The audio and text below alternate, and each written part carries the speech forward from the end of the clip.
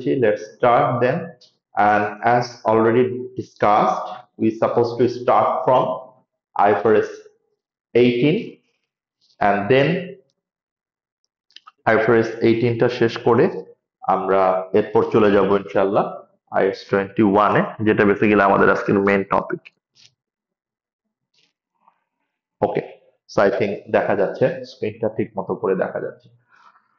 Okay, so before starting IFRS 18 presentation and disclosure in financial statements, আমি একটা ছোট্ট feedback নেই আপনাদের থেকে যে আপনারা টেকনিক্যাল আর্টিকেলটাকে দেখার সুযোগ হয়েছিল কিনা। প্রেজেন্টেশন করার সময় আসলে কাউকে জয়েন করানোটা ঠিক ডিফিকাল্ট। আপনারা কি কেউ দেখেছিলেন টেকনিক্যাল আর্টিকেলটা? দেখা হয়েছিল? ওকে, তাহলে আমাকে একটু বলেন আপনি কি দেখছেন, টেকনিক্যাল আর্টিকেল আসলে কি ছিল?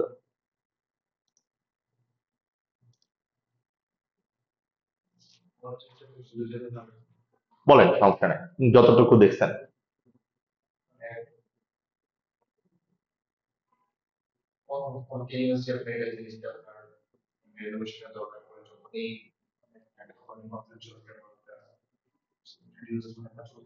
ওকে,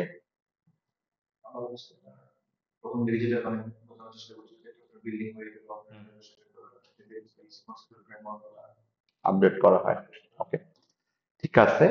আরেকটা ভিডিও দেওয়া ছিল, এটা বেসিক্যালি এসএসসি এরই অফিসিয়াল একটা ভিডিও। ওই যে আমরা একজন ভদ্রলোকের কথা বললাম না, যে Tom Clenjon is one of the reporting guru globally. তো ওনার একটা সুন্দর এক্সপ্লেনিং ভিডিও আছে, টপিক এক্সপ্লেইনার বলে। ওই ভিডিও লিঙ্কটাও আপনাদের হোয়াটসঅ্যাপে দেওয়া আছে, সো হোয়াটসঅ্যাপ গ্রুপে আছে। আমি ওই দিন দুইটা লিঙ্ক দিয়েছিলাম আপনাদেরকে, একটা টেকনিক্যাল আর্টিকেলের লিঙ্ক, আরেকটা হচ্ছে এক্সপ্লেন ভিডিও, ইউটিউবের একটা লিঙ্ক দিয়েছিলাম। ওকে, সো আমি আপনাদেরকে পার্সোনালি রিকোয়েস্ট করব, যখনই এক্সামিনার কোনো নতুন টপিক অ্যাকচুয়ালি ইন্ট্রোডিউস করে, মানে এসএসসি এর সিলেবাসে, এবং যখনই কোনো টপিকের উপর টেকনিক্যাল আর্টিকেল পাবলিশ হয়, so it is very very hot cake একটা টপিক, মানে it's a very important topic, যেটা ইউ ক্যান এক্সপেক্ট এখান থেকে এক্সামে কিছু মার্কেট কোয়েশ্চেন আসবে। নেক্সট কয়েকটা সেশন এটা কন্টিনিউ হবে। সো এই জন্য আমি আপনাদেরকে রিকোয়েস্ট করছি, অফকোর্স আমি আপনাদেরকে এই প্রেজেন্টেশনটা দিয়ে দিয়েছি অলরেডি গ্রুপে, ড্রাইভেও আপলোড করা আছে, you can access the PowerPoint presentation, but আপনার জন্য কিন্তু মেইন রিসোর্স হচ্ছে আর্টিকেলটা। সো আপনি কিন্তু আর্টিকেলটা যেভাবেই হোক খুব সুন্দর করে পড়ার ট্রাই করবেন, বোঝার ট্রাই করবেন, এবং ওইখান থেকে আপনার নলেজটা কিভাবে অ্যাপ্লাই করতে হয় সেটাও কিন্তু এক্সামিনার খুব সুন্দর করে আপনাকে বলে দিবে। ওকে, okay, so first of all let's just introduce with IFRS 18. IFRS 18 টা হচ্ছে replacement of IAS 1। আমরা যে এর আগে আমাদের ফাইন্যান্সিয়াল স্টেটমেন্ট প্রিপেয়ার করতাম, প্রেজেন্ট করতাম, কোন অ্যাকাউন্টিং স্ট্যান্ডার্ড অনুযায়ী করতাম? অনেক বছর ধরে এটা IAS 1 ফলো করে আমরা করে আসছি।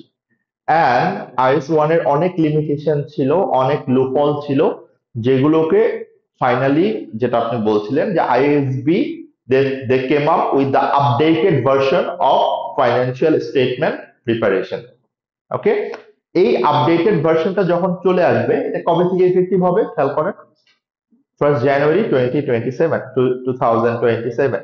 সো এরপর থেকে কিন্তু আর IAS 1 অ্যাপ্লিকেবল থাকবে না। তার মানে আপনাকে আইএসবি এসসিএ, যারা বেসিক্যালি হচ্ছে stakeholder of international accounting standard বোর্ডের, সো তারা কি করছে, আমরা আগে থেকেই যেন আইএফআরএস 18 টা আমরা বুঝে যাই, সেই জন্য আমরা ট্রাই করছি। ওকে, সো দ্যাটস ওয়াই আমি বারবার বলছি, যেহেতু এটা একটা important topic, very new topic, এটা আপনার এক্সামের জন্য ইম্পর্টেন্ট, এক্সামে আপনি এটা পেতে পারেন এখান থেকে কোশ্চেন। সো এটা আইএসবি লাইক ইফেক্টিভ করেছে 2027 থেকে, বাট তারা এটা ইস্যু করেছে 2024 এ, লাইক লাস্ট ইয়ারের এপ্রিলে তারা এটা ইস্যু করে। সো এপ্রিলে যখন তারা ফাইনালি ইস্যু করে, তারপর থেকে এই আইএসটা নিয়ে অনেক আলোচনা হচ্ছে। এফআরএ আপনার জন্য ইম্পর্টেন্ট, তার থেকে বেশি ইম্পর্টেন্ট যখন আপনি এসবিআর এ যাবেন, ওই ওই জায়গাটাতে আরো ইন ডিটেলস আপনাকে শিখতে হবে, রাইট? সো আমরা তাহলে একটু দেখি যে এখানে আমরা কি কি দেখবো, আমার কয়টা মেইন টপিক আইএফআরএস 18 এ কভার করতে হবে। সো আমাকে মেইনলি কভার করতে হবে চারটা টপিক। কয়টা? চারটা। নাম্বার ওয়ান, আমার অবজেক্টিভ এবং স্কোপ কি। সো মেইন অবজেক্টিভ কি এবং মেইন স্কোপ কি সেটা আমরা দেখব। Number two, structure of statement of profit or loss. তার মানে এখানে আইএফআরএস 18 এ structure, statement of profit or loss এর স্ট্রাকচার একটা হিউজ চেঞ্জ আসছে, একটা সিগনিফিকেন্ট চেঞ্জ আসছে স্ট্রাকচারে statement of profit or loss এর ক্ষেত্রে। আমরা আগে আইএস 1 এ যেভাবে প্রিপেয়ার করতাম এবং আইএফআরএস 18 এ কিভাবে প্রিপেয়ার করব, এটা আমরা সাইড বাই সাইড একটা কম্পারিজন দেখাবো আপনাদেরকে স্লাইড, যেটা আপনি টেকনিক্যাল আর্টিকেলে পাবেন না, বাট এখানে আমি অনেক সময় নিয়ে এই স্লাইডটা করেছিলাম। এটা আমার 1 বছর আগে যখন আসছিল তখনই এটা আমি প্রিপেয়ার করে আমার অফিসে প্রেজেন্ট করছিলাম। So it was a very good session. Number three, management defined performance measures, just a new topic IFRS 18, যেটাকে আমরা ডিসক্লোজার ট্রিট করতাম, ঠিক এটাকে আরো স্পেসিফিক ভাবে আমরা আমাদের ফাইন্যান্সিয়াল স্টেটমেন্টের বাইরেও আরো কোন কোন আইটেম, যেমন ইবিটটা আমরা কি করি, অনেক সময় আমরা পাবলিকলি অ্যাভেলেবেল করি না, পাবলিক ইনফরমেশন হিসেবে আমরা প্রকাশ করি, যেটা হয়তো বা ফাইন্যান্সিয়াল স্টেটমেন্টে আমি আমার প্রফিট আর লস ফাইন্যান্সিয়াল পজিশনে দেখাই না। এই ধরনের ইনফরমেশন গুলো যেগুলো আমার ম্যানেজমেন্টের জন্য বেসিক্যালি তার পারফরমেন্স মেজার করার জন্য ইম্পর্টেন্ট, যেটা তার স্টেক হোল্ডার মানে তার যারা ইউজার আছে তাদেরকে তারা জানায়। সো সেটা আমরা দেখবো ম্যানেজমেন্ট ডিফাইন্ড পারফরমেন্স মেজার কি। And number four, aggregation and disaggregation, যেটা আমরা এর আগেও জানছি আর দেখে আসছি সামহাও। অ্যাগ্রিগেশন এন্ড ডিসএগ্রিগেশন মানে হচ্ছে আমরা সিমিলার আইটেম গুলো কি করব, অ্যাকুমুলেট করব, অ্যাগ্রিগেট করব, আর নট সিমিলার আইটেম গুলো আমরা সেপারেটলি প্রেজেন্ট করব। সো আগে অ্যাগ্রিগেশন ডিসএগ্রিগেশনের জায়গায় খুব ক্লিয়ার ক্লারিফিকেশন ছিল না, এখন এই আইএফআরএস 18 এ খুব সুন্দর ক্লারিফিকেশন দেওয়া হয়েছে যে আপনি কোন আইটেম গুলোকে অ্যাগ্রিগেট করবেন। মানে অ্যাগ্রিগেট করা বলতে আমি যদি বুঝাই, যেমন আপনারা যখন অপারেটিং এক্সপেন্স করেন, এখানে কি করেন, অনেকগুলো এক্সপেন্সকে একসাথে ক্লাব করে আপনি অপারেটিং এক্সপেন্স হিসেবে দেখান। সো এখানে ঠিক ওই অ্যাগ্রিগেশনটা কিভাবে করবেন এবং কোন আইটেমটা আপনি অ্যাগ্রিগেট করতে পারবেন না সেটার একটা ক্লারিফিকেশন এখানে দেওয়া হচ্ছে। Okay, so that's the main objective or main part or scope of IFRS 18। So আমরা একটু দেখে ফেলি যে আসলে আমার ফার্স্ট পয়েন্টগুলো কি ছিল, অবজেক্টিভ এবং স্কোপ কি। সো মেইন অবজেক্টিভ হচ্ছে, আমরা যদি উপরের প্যারাগ্রাফটা দেখি, উপরের প্যারাগ্রাফটা অলরেডি আমরা কথা বলে ফেলছি, খেয়াল করে দেখেন যে আইফআরএস 18 কবে আসছে, এপ্রিলে আসছে, এবং এটা কবে থেকে এফেক্টিভ হবে, 2027 থেকে। এর আগে চাইলে কেউ এটাকে ইফেক্টিভলি ইউজ করতে পারবে, আর্লি অ্যাডাপশন যেটাকে আমরা বলি। অবজেক্টিভ কি, যেটা আমরা একটু আগে বললাম, এটার মেইন অবজেক্টিভ হচ্ছে আমরা ফাইন্যান্সিয়াল স্টেটমেন্ট কাদের জন্য প্রিপেয়ার করি, for my stakeholders, for my users. So এই ইউজারদের সাথে যে কমিউনিকেশনটা, এটার মেইন চ্যানেলটা কি, ফাইন্যান্সিয়াল স্টেটমেন্টস। এটাকে যেন আরো মোর এফিশিয়েন্ট, মোর ট্রান্সপারেন্ট ওয়েতে প্রেজেন্ট করা যায়, that is the main objective of IFRS 18।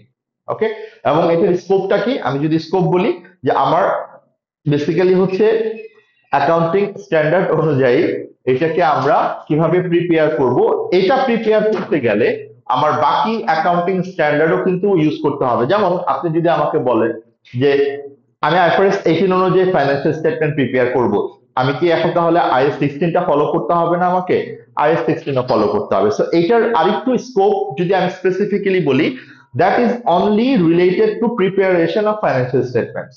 এটার সাথে আরো দুটো জিনিস আপডেট হয়ে যাবে, তার মধ্যে একটা হচ্ছে cash flow statements.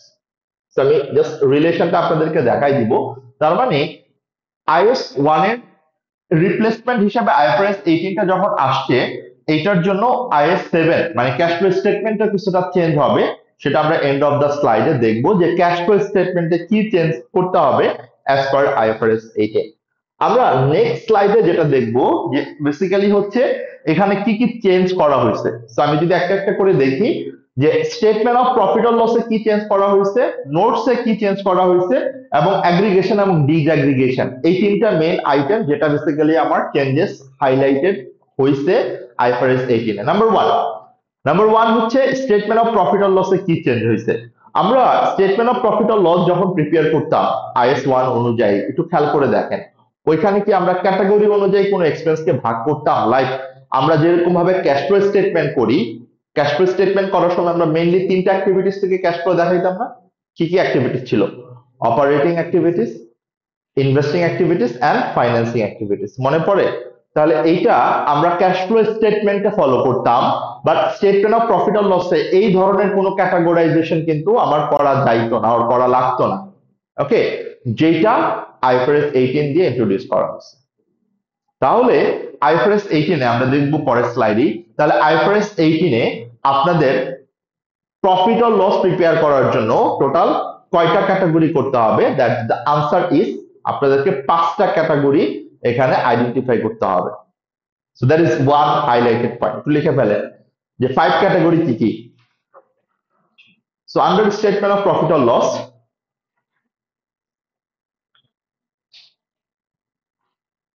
under statement of profit or loss, there should be 5 categories. There should be কয়টা ক্যাটাগরি হতে হবে? 5 categories. মইনবার পুরো ঘুম পাইতেছে। দেখে বুঝা 5 categories। আমি এই জন্য যেটা করি, আমি লাস্ট 2-3 সপ্তাহ ধরে এই কাজটা করতেছি, আমি ডিরেক্টলি অফিস থেকে আসি না, মানে ক্লাসে আসি না, আমি একটু আগে বের হই। আমার মনে হয় বাসায় আমি আধা ঘন্টা টাইমও পাই না, বাট আধা ঘন্টা টাইমের মধ্যে একটু ফ্রেশ হয়ে ড্রেসটা চেঞ্জ করে তারপর আসি। তাতে যেটা হয় আমার, মানে ওই টায়ার্ডনেসটা কিছুটা, আমার বাসায় এই যে ইত্যাদির মোড়ে। সো আপনার জন্য একটু প্রবলেম, সো এটা একটু ওকে। তাহলে কয়টা ক্যাটাগরির কথা বললাম আমরা? 5। Number 1 operating, number 2 investing, number 2 investing, number 3 financing, number 4 income tax, ব্র্যাকেটে লেখেন IS-12 ইনকাম ট্যাক্স, যেটা আপনার IS-12 এর যে কম্পোনেন্ট টুকু সেটা করবেন, এখনো হয়নি cover. I have already discussed with Anis bhai, he will cover it. And number 5, profit from discontinued operations, operations.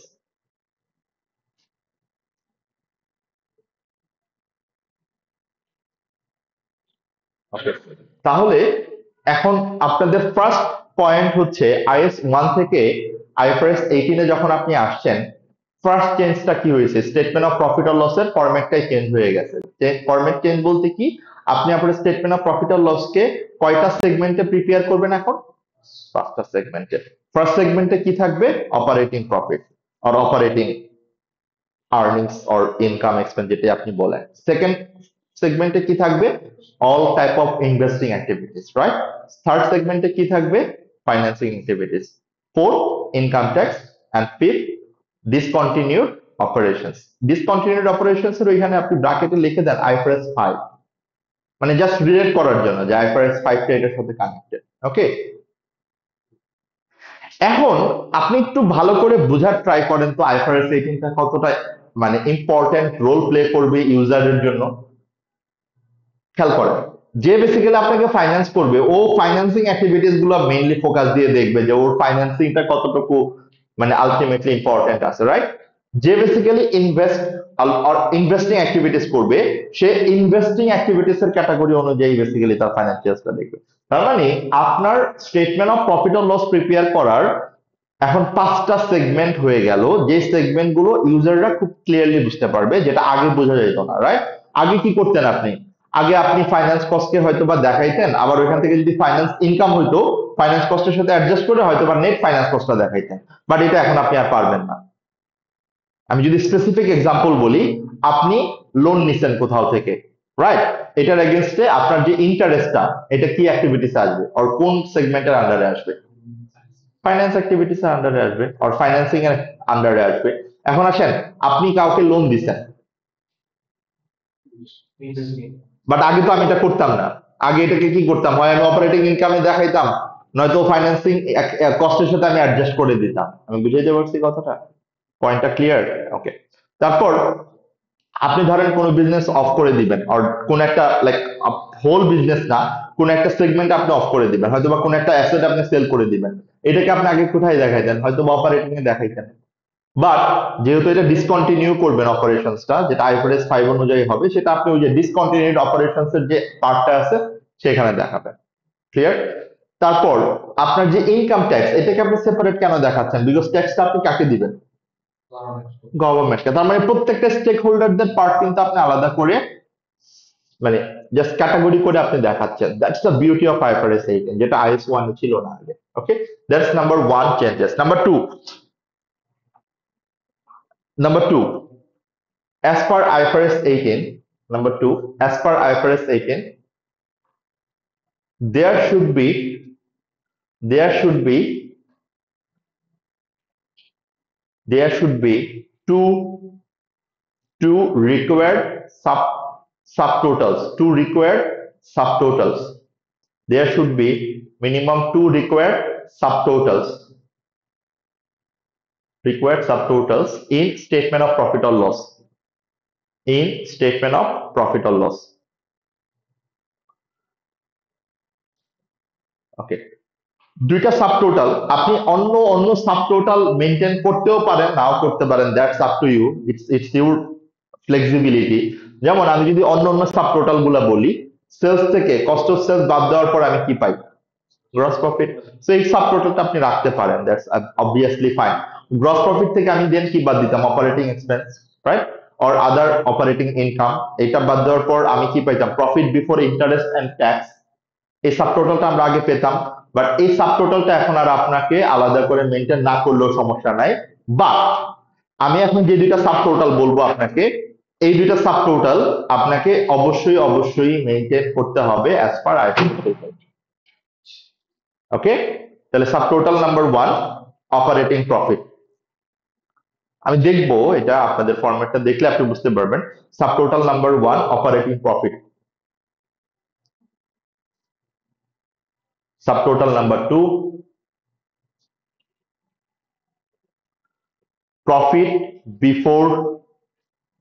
profit before financing and income taxes. Profit before financing and income taxes.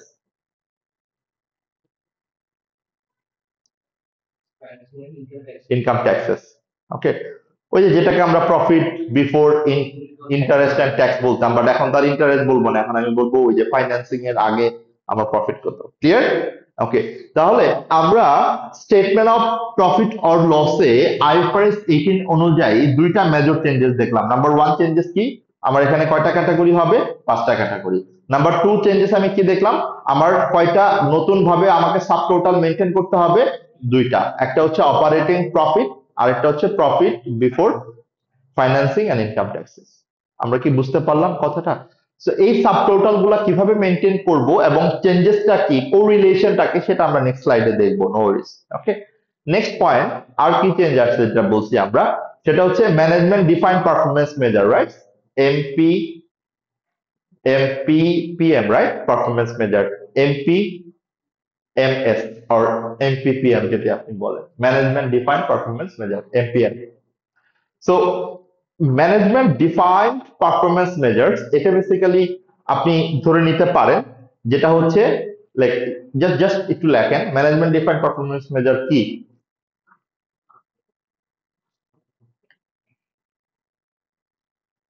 Okay, so it is a explanation, it is a explanation or statement, it is a explanation or statement, it is an explanation or statement which reflects the management's view,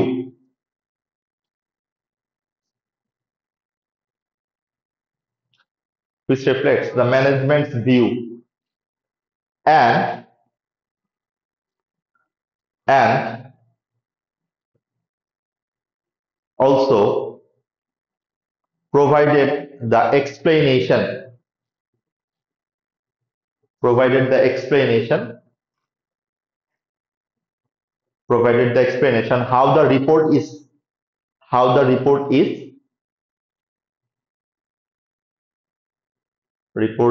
prepared or calculated, যেটা আপনি বলেন prepared or calculated.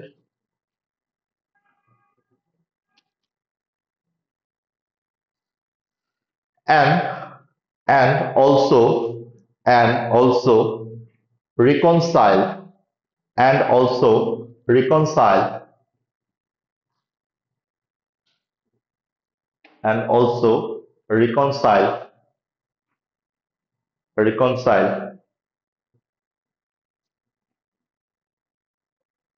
to the most directly comparable and also reconcile to the most directly comparable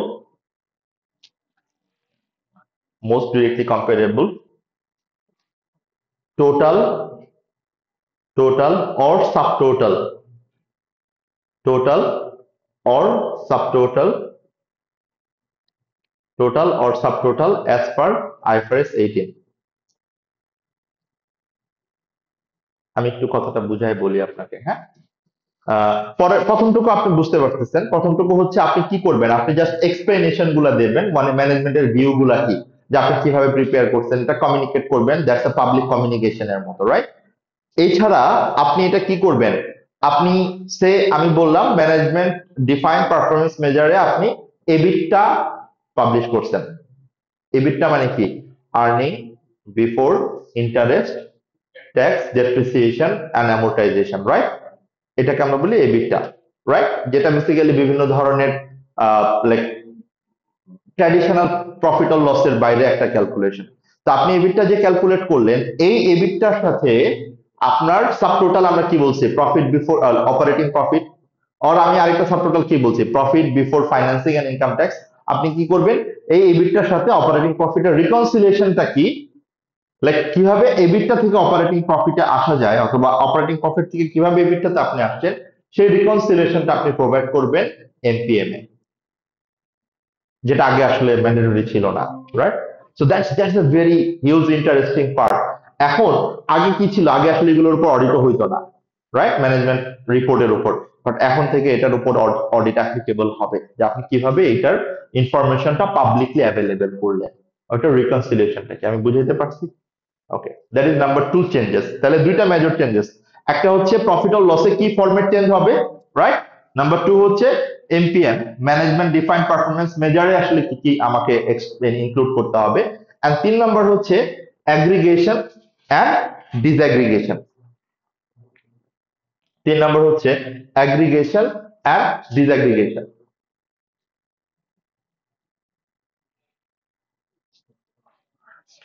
aggregation বলতে আমরা কি বুঝি, যেটা একটু আগেই বললাম, যে সিমিলার নেচারের আইটেম আমরা কি করব, অ্যাগ্রিগেট করব, মানে অ্যাড আপ করে আমরা রেকর্ড করব। আর যেগুলো নট সিমিলার সেটাকে আমরা ডিসঅ্যাগ্রিগেট করতে পারবো, কোনো সমস্যা নাই। বাট যদি কোনো কারণে লাইক আমার কোনো একটা আইটেম সিগনিফিকেন্ট হয়, সেটাকে আমার অবশ্যই অ্যাগ্রিগেট না করে আলাদা করে দেখাতে হবে। যেমন আমরা কি করতাম, আগে ইম্পেয়ারমেন্ট লসটা অপারেটিং এক্সপেন্সের সাথে হয়তো অ্যাডজাস্ট করে দিতাম, অথবা অ্যাডমিন এক্সপেন্সের সাথে আমি অ্যাডজাস্ট করতাম, বাট এখন এটাকে আমি আসলে আর আলাদা অ্যাডজাস্ট করতে পারবো না, মানে অ্যাগ্রিগেট করতে পারবো না। ইম্পেয়ারমেন্ট লস যেহেতু একটা ইম্পর্টেন্ট জিনিস, এটাকে আমার আলাদা করে প্রেজেন্ট করতে হবে। So that is a one example, মানে হচ্ছে যেগুলা ইউজারদের জন্য ইম্পর্টেন্ট, যেটাকে আপনি অ্যাকুমুলেট করতে পারবেন না, সেটাকে আপনি সেপারেটলি লাইন আইটেম হিসেবে দেখাবেন। ওকে। আর আরেকটা জিনিস হচ্ছে, আমরা কিছু হইলে আদার এক্সপেন্স অ্যাড করি না। দেখবেন যে আপনার statement of profit or loss যখনই কোনো কিছু ক্যাটাগরাইজ করতে না পারেন, আর যখনই ক্লাসিফাই করতে না পারেন, খুব খুব সিম্পল কথা, এটা other expense or other income. But IFRS 18 এ এখানে খুব ক্লিয়ার বলা হয়েছে যে আপনি যখনই আদার লেভেল ইউজ করবেন, এটার স্পেসিফিক ডিসক্লোজার এক্সপ্লেনেশন আপনাকে দিতে হবে, যে আদার এক্সপেন্সে আপনি কি কি আনছেন, কি কি আপনি বলছেন, এবং আদারটা তখনই আনবেন যখন অন্য কোনো কিছুতে আপনি আর এটাকে লেভেলিং করতে পারবেন না। সো আগে এই জায়গাটাতে এত ক্লিয়ার ছিল না, আগে আপনি আদার এক্সপেন্স দেখালে খুব একটা সমস্যা হইতো না, বাট এখন আপনি আদার আইটেম হিসেবে কি দেখাচ্ছেন সেটা আপনাকে ডিসক্লোজ করতে হবে প্রপারলি। ক্লিয়ার? ওকে, তাহলে এই হচ্ছে আমার মেইন 3টা মেজর চেঞ্জেস। আমি কি বুঝাতে পারছি ভাইরা? ওকে, এখন আপনারা বাসায় গিয়ে আর্টিকেলটা পড়লেই দেখবেন যে এই পয়েন্টগুলো আপনাদের মাথায় চলে আসে, অটোমেটিক্যালি আপনারা এটা অ্যাপ্লাই করতে পারবেন। বাট আমরা যেই অ্যাঙ্গেলে যাচ্ছি এটা অনেক হয়তোবা ইন ডিটেলসে আপনাকে আমি শেখানোর জন্য এটা আমি জাস্ট গো থ্রু করছি, বাট ফাইন্যান্সিয়াল রিপোর্টিং এর আপনি যদি এখনই আপনাদের স্টাডি হাবে গিয়ে কোশ্চেন প্র্যাকটিস করেন, দেখবেন আপনি অটোমেটিক্যালি আপনার আগের নলেজ এখনকার নলেজ দিয়ে খুব সুন্দর করেই পারবেন। It's not that much critical or advance, but এই ওভারঅল ওভারভিউটা আপনাকে জানতে হবে। নেক্সট স্লাইডে আমরা দেখব the comparison between IS 1 and IFRS 18 এর statement of profit or loss. Okay, so this is the comparison, side by side comparison. এটা আসলে আইএসবি থেকে একটা কম্পারিজন ওরা দিয়েছে, যেখানে আইএস 1 অনুযায়ী স্টেটমেন্ট অফ প্রফিট অর লসের ফরম্যাটটা কি হতো এন্ড আইএফআরএস 18 অনুযায়ী আপনার স্টেটমেন্ট অফ প্রফিট অর লসের ফরম্যাটটা কি হবে, এবং কোন কোন point inter or cross match করে সেটাও আপনাকে খুব সুন্দর করে এখানে দেওয়া আছে। আপনি আগে as per IS 1 statement of profit or লসটা কি হয় একটু এক গ্ল্যান্স দেখে ফেলেন। Statement of profit or loss as per IS 1 আমি কিভাবে প্রিপেয়ার করতাম, রেভিনিউ, কস্ট অফ সেলস, এটা থেকে আমরা বাদ দিলে কি পেতাম, গ্রস প্রফিট। তো এটা একটা সাব টোটাল ছিল, ঠিক না, যেটা আমরা মেনটেন করতাম। দেন এখান থেকে আদার অপারেটিং ইনকাম আমরা অ্যাড করতাম, সেলিং এক্সপেন্স বাদ দিতাম, অ্যাডমিন এক্সপেন্স বাদ দিতাম, রিসার্চ এন্ড ডেভেলপমেন্ট এক্সপেন্স যেটা আইএস 38 সেটা আমরা বাদ দিতাম, income and expenses from associated or joint venture, মানে আমি যদি কোনো অ্যাসোসিয়েট থেকে ইনকাম হয় আর জয়েন্ট ভেঞ্চার থেকে যদি কোনো ইনকাম হয় সেটা আমরা অ্যাড করতাম। বাট এখন আমি একটু জাস্ট এমনি বোঝার জন্য, এখন এটাকে আমি কোথায় দেখাবো, মানে আইএফআরএস 18 অনুযায়ী ইনভেস্ট, মানে আমি আমি আমার অ্যাসোসিয়েট থেকে আর জয়েন্ট ভেঞ্চার থেকে যদি কোনো ইনকাম পাই, এটা আমি কেন পাইছি, আমি কি আমার অ্যাসোসিয়েট কে ফাইন্যান্স করছি, মানে কি এটা আমার ইনভেস্ট করা না, অ্যাসোসিয়েট মানে কি যার মোর দেন 20% বাট লেস দেন 50% শেয়ার আমি ওন করি, রাইট? তাই এটা আমার জন্য একটা ইনভেস্টমেন্ট, তাহলে এটা ইনভেস্টিং অ্যাক্টিভিটিসে যাবে। জাস্ট এখানে আমি লিঙ্কটা দেখাই দিব, বাট জাস্ট বোঝানোর জন্য যে আসলে কোন অ্যাক্টিভিটিসে যাবে। সো ইটস নট ফাইন্যান্সিং, এটা ইনভেস্টিং। ফাইন্যান্সিং মানে হচ্ছে যদি আপনি কারো থেকে লোন নেন সেটাকে বলা হয় ফাইন্যান্সিং, আর ইনভেস্টিং মানে কি আপনি কোথাও ইনভেস্ট করছেন সেখান থেকে রিটার্ন আসতেছে, যেমন ডিভিডেন্ড ইনকাম, রাইট, ডিভিডেন্ড আপনি পাচ্ছেন, এটা আপনার জন্য ইনভেস্টিং। ক্লিয়ার কথাটা? ওকে, এরপর আপনি আসেন আদার অপারেটিং এক্সপেন্সেস। এই যে আদার আদার এগুলা কিন্তু অনেক আমরা আগে ইউজ করতাম, বাট এখন এগুলা ইউজ করতে গেলে আমাকে ডিসক্লোজার দিতে হবে যে আমি আদার এক্সপেন্স বলতে এখানে কি বুঝাইছি। এই সব এক্সপেন্স ইনকাম বাদ দেওয়ার পর আমরা কি পেতাম, অপারেটিং প্রফিট অর লস, যেটাকে আমরা অনেক সময় profit before income and tax বলতাম, রাইট? এর থেকে আমরা এখন কি বাদ দিব, ফাইন্যান্স কস্ট আর ফাইন্যান্স ইনকাম আমরা অ্যাড করব। খেয়াল করে দেখেন আমরা এখানে কিন্তু এই কাজটা করেছি, ফাইন্যান্স ইনকাম অ্যাড করেছি, ফাইন্যান্স কস্টটা বাদ দিয়েছি, দেন আমরা পেয়েছি প্রফিট বিফোর ট্যাক্স, যেটাকে আমরা পিবিটি বলতাম, রাইট? ওকে, এখান থেকে আমরা এখন কি বাদ দিব, ইনকাম ট্যাক্স, এন্ড বাদ দেওয়ার পর আমি যে প্রফিটটা পাবো সেটাই বেসিক্যালি ছিল আমার profit for the year, profit after tax, right? Okay, এখন আপনি একটু ডান দিকে তাকাইলে দেখবেন যে কি কি চেঞ্জ আপনার চোখে পড়তেছে। নাম্বার ওয়ান চেঞ্জ, আপনি দেখবেন যে একটা নতুন সাবটোটাল এখানে নিয়ে আসা হয়েছে, right? Operating profit, right? Operating profit or loss, আরেকটা নতুন সাবটোটাল কি অ্যাড করা হয়েছে, profit before financing and income tax. But বাকি সাবটোটাল গুলো কিন্তু রাখা হয়েছে, মানে কি আপনি ওই সাবটোটাল গুলো মেনটেন করতে পারেন, that's not a problem, but you have to maintain two new subtotal. এই দুটো সাবটোটাল আপনাকে রাখতেই হবে। আমি কথাটা ক্লিয়ার করতে পারছি? এখন আপনি লিঙ্ক গুলা খেয়াল করেন, revenue less cost of sales, এখান থেকে আমরা পাই gross profit, other operating income, selling expense, general admin expense, research and development expense, other operating expense. খেয়াল করেন আমি যদি এক নাম্বার করে যাই, জেনারেল এন্ড অ্যাডমিন এক্সপেন্স, এটা এক নাম্বার পয়েন্ট ছিল, ঠিক না? এইটা ও এখানে কোথায় নিয়ে আসছে দেখেন, এখানকার এক নম্বরে। সো আপনি যদি এখানকার এক নম্বর পয়েন্টটা খেয়াল করেন, net interest expense on net defined benefit liabilities will be classified in the financing activities. তার মানে যেটা একটু আগে বললাম যে নেট ফাইন্যান্স কস্ট আর ফাইন্যান্স কস্ট যেটা, সেটা আমার ফাইন্যান্সিং অ্যাক্টিভিটিসই যাবে, এটা আমি অন্য কোথাও অ্যাক্টিভিটিসে দেখাতে পারবো না। দুই নম্বর পয়েন্ট কি বলছে দেখেন, income and expense from associate joint venture, এটাকে আমি কোথায় দেখাবো এখন, ইনভেস্টিং অ্যাক্টিভিটিস, রাইট? এটাই বলছে দেখেন, income and expenses from associates and joint venture accounted for using equity method will be classified in the investing category. বুঝাইতে পারছি? মানে ক্রস কানেকশনটা কি ক্লিয়ার? যে আমরা আগে এটাকে কিভাবে দেখাতাম, এখন আইএফআরএস 18 অনুযায়ী আমি কোন ক্যাটাগরিতে দেখাবো। 3 নম্বরে কি ছিল আমার? 3 নম্বর ছিল আদার অপারেটিং ইনকাম। ভালো করে খেয়াল করে দেখেন, আদার অপারেটিং ইনকাম, আদার ইনভেস্টমেন্ট ইনকাম, তার মানে এটা ইনভেস্টিং অ্যাক্টিভিটিসে আমরা নিয়ে আসবো। 4 নম্বর ফাইন্যান্স ইনকাম। আগে এটা আমরা এখানে দেখাইতাম ফাইন্যান্স ইনকাম হিসেবে, বাট ফাইন্যান্স ইনকামকে আমরা কোথায় দেখাবো এখন? মানে ইনভেস্টিং অ্যাক্টিভিটিসে, রাইট? ইনভেস্টমেন্ট পার্টে, ইনভেস্টিং ক্যাটাগরিতে। বুঝতে পারতেছি কথাগুলা? ওকে। নাম্বার 5 ফাইন্যান্স কস্ট, এটা আমার ফাইন্যান্সিং এই থাকবে অ্যাজ ইট ইজ, আমরা যেভাবে ফাইন্যান্স কস্ট হিসেবে দেখাতাম। আমরা কি ক্লিয়ার যে আসলে আমার ট্রানজিশনটা কি হলো statement of profit or loss থেকে আইএফআরএস 18 এর স্টেটমেন্ট অফ প্রফিট অর লসটা কিরকম হবে দেখতে? বুঝিনি। মানে মানে ওইটার সাথে আপনি কানেক্ট করতে পারেন যে সিমিলার আইটেম গুলো আমরা সিমিলার আইটেমের আন্ডারে দেখাবো, এবং যেগুলো আমার সিমিলার না সেটাকে আমরা সেপারেট ভাবে প্রেজেন্ট করবো।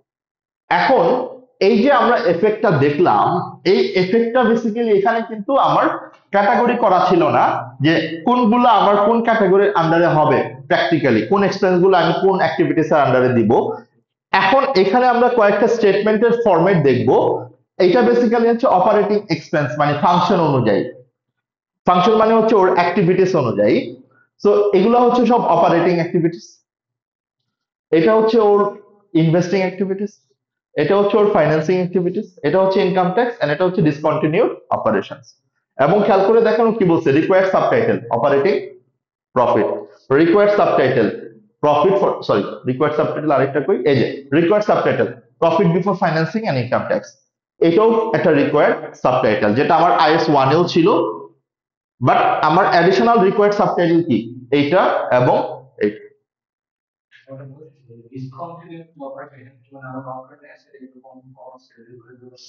রাইট। এখানে একটা ছোট্ট পয়েন্ট আছে, সেটা হচ্ছে আমি যদি কোনো একটা নর্মাল অ্যাসেটকে আমি ডিসপোজ করি, যেমন আমি যদি property plant and equipment dispose করি, কোনটা তাহলে? আমি তো এই কথা বলতেছি যে প্রপার্টি যদি আপনি সেল করেন, সেটা এই প্রপার্টিটা যদি আপনার বিজনেস পারপাসে ইউজ করতেন, সেটা যদি কোনো প্রফিট অথবা লস হয়, সেটা আপনি অপারেটিং এর আন্ডারে দেখাবেন। বাট ডিসকন্টিনিউড হিসেবে কোনটা আসবে আমি একটু বলে দিচ্ছি। ধরেন আপনার 4টা ইউনিট ছিল, 4টে ইউনিট, এর মধ্যে আপনি একটা ইউনিট সেল করে দিচ্ছেন। ওই একটা ইউনিট সেল করার কারণে ওইখান থেকে যদি কোনো গেইন লস হয়, সেইটার গেইন লসটা আপনি এখানে আনবেন।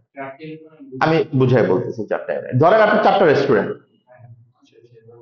4টা রেস্টুরেন্ট, ওকে। 4টা রেস্টুরেন্টের মধ্যে যদি আপনি 4টাই সেল করে দেন, তাহলে তো আপনার বিজনেসই বন্ধ। বাট ডিসকন্টিনিউড অপারেশন বলতে আমরা কি বুঝি, যে আপনার 4টা লাইন আইটেমের মধ্যে একটা লাইন অফ বিজনেস আপনি সেল করে দিচ্ছেন। আমি কি বুঝতে পারছি কথাটা? So that is called discontinued operations. ওই স্পেসিফিক অ্যাসেটটা আমার এখানে আমি মানে আনবো আমার আমার অফিসিয়াল পারপাসে যেটা, বাট ডিসকন্টিনিউড অপারেশনস এ আসবে আমি যে অপারেশনসটা শাটডাউন করে দিচ্ছি, যেটুকু পার্ট আমি সেল করে দিচ্ছি। তাহলে আমরা কি স্ট্রাকচারটা বুঝতে পারতেছি? আমি বারবার স্ট্রাকচারটা রিপিট করতেছি এই কারণে, কেননা এইটা আপনাদেরকে ইন ফিউচারে ইভেন আপনারা যখন প্র্যাকটিক্যাল স্টেটমেন্ট প্রিপেয়ার করবেন, আপনাকে এই অনুযায়ী প্রিপেয়ার করতে হবে। And this is very smart একটা প্রেজেন্টেশন, মানে আপনি দেখলেই বুঝতে পারবেন যে অপারেটিং অ্যাক্টিভিটিসে কি কি আসে, ইনভেস্টিং এ কি কি আসে, ফাইন্যান্সিং এ কি কি আসে, গভর্নমেন্টের পোর্শন কত, আর আপনার বিজনেসটা বন্ধ করার কারণে আর কোনো একটা অপারেশনস অফ করার কারণে নেট ইমপ্যাক্টটা কি হয়েছে। বিকজ ডিসকন্টিনিউড অপারেশনস কি প্রতি বছর থাকবে? এটা একটা অ্যাডহক আইটেম, এটা হয়তো বা পুরো কোনো বিজনেসের ক্ষেত্রে নাও আসতে পারে। বুঝাইতে পারছি কথাটা? So those are all operating related or operations continuation related, and discontinued হচ্ছে অ্যাডহক একটা আইটেম, যেটা আমার কখনো যদি আসে আসবে, না আসলে নাই। ক্লিয়ার? ওকে। এখন আমি একটা ছোট্ট কোয়েশ্চেন করি, এই যে আপনি যে ক্যাটাগরি গুলা করলেন, মানে আপনি অপারেটিং অ্যাক্টিভিটিস করলেন, মানে অপারেটিং ক্যাটাগরি করলেন, ইনভেস্টিং ক্যাটাগরি করলেন, ফাইন্যান্সিং ক্যাটাগরি করলেন, এটা কি প্রত্যেকটা বিজনেসের জন্য সেম হবে? মানে লাইক প্রত্যেকটা বিজনেস বলতে আমি যদি সে ধরেন একটা ম্যানুফ্যাকচারিং বিজনেস, তার জন্য যেটা হবে, একটা ব্যাংক অথবা ইন্স্যুরেন্স কোম্পানি, তার জন্য কি সেম হবে? চিন্তা করেন তো একটু। যেমন ব্যাংকের জন্য ব্যাংকের জন্য আসলে ইনভেস্টমেন্ট কি? ব্যাংকের জন্য যেটা ইনভেস্টমেন্ট, আমার জন্য কি সেটা ইনভেস্টমেন্ট?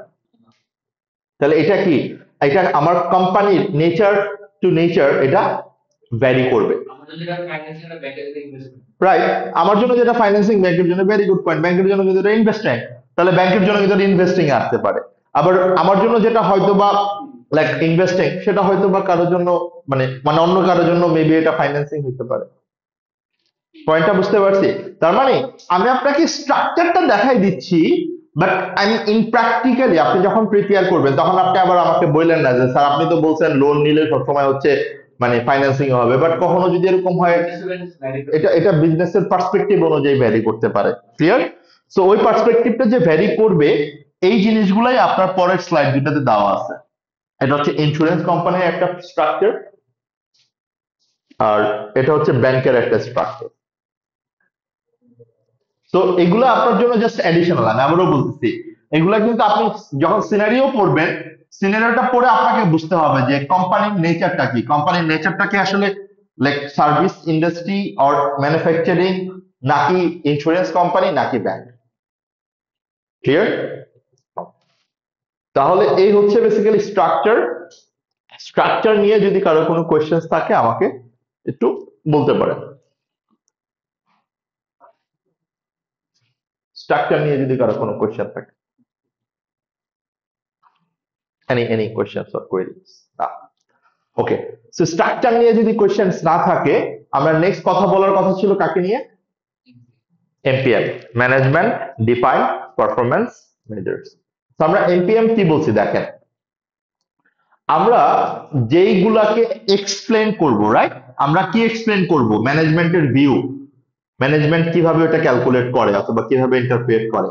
এরপর আমরা কি করব, যে আমরা যেই সাবটোটাল গুলা ক্যালকুলেট করেছি, এইটার বাইরে আমরা যদি কোনো কিছু প্রেজেন্ট করি পাবলিক কমিউনিকেশন হিসাবে, আমরা সাবটোটালের সাথে অর টোটালের সাথে আমরা কি করে দিব? রিকনসাইল করে দিব। ক্লিয়ার? ওকে, সো আপনি এখানে দেখেন খুব সুন্দর করে বলা আছে যে এমপিএম আমার কি কি আছে, is use in public communications outside financial statements, মানে ফাইন্যান্সিয়াল স্টেটমেন্টস এর বাইরে আপনি যেটা পাবলিক কমিউনিকেশন হিসেবে ইউজ করতেছেন। It is use to communicate to investors management view of an aspect of the financial performance of the company as a whole, মানে আপনার বিজনেসের ওভারঅল পারফরমেন্স কেমন, পারফরমেন্স মেজারটা কিভাবে হবে, সেটার উপর ম্যানেজমেন্টের ভিউটা কি। নাও ভালো করে দেখেন, it is not listed in IFRS 18 or specifically required by IFRS accounting standard. মানে হচ্ছে আইএফআরএস 18 এ কিন্তু আপনাকে লিস্ট করে দেয় নাই যে এগুলাই আপনাকে ডিসক্লোজ করতে হবে, এগুলার বাইরে আপনি ডিসক্লোজ করতে পারবেন না, বাট আপনাকে একটা গাইডলাইন দিছে যে আপনি এমপিএফ আর এমপিএম কিভাবে করবেন, মানে ম্যানেজমেন্ট ডিফাইন্ড পারফরম্যান্স গুলো কিভাবে কমিউনিকেট করবেন আপনার স্টেক হোল্ডারদের সাথে। সো সেটার আলটিমেটলি স্পেসিফাইড কি কি জিনিস আছে এবং এমপিএম এ কি আছে, কম্পারিজনটা দেখেন। আইএফআরএস স্পেসিফাইড আমাকে অবশ্যই কি করতে হবে? Operating profit.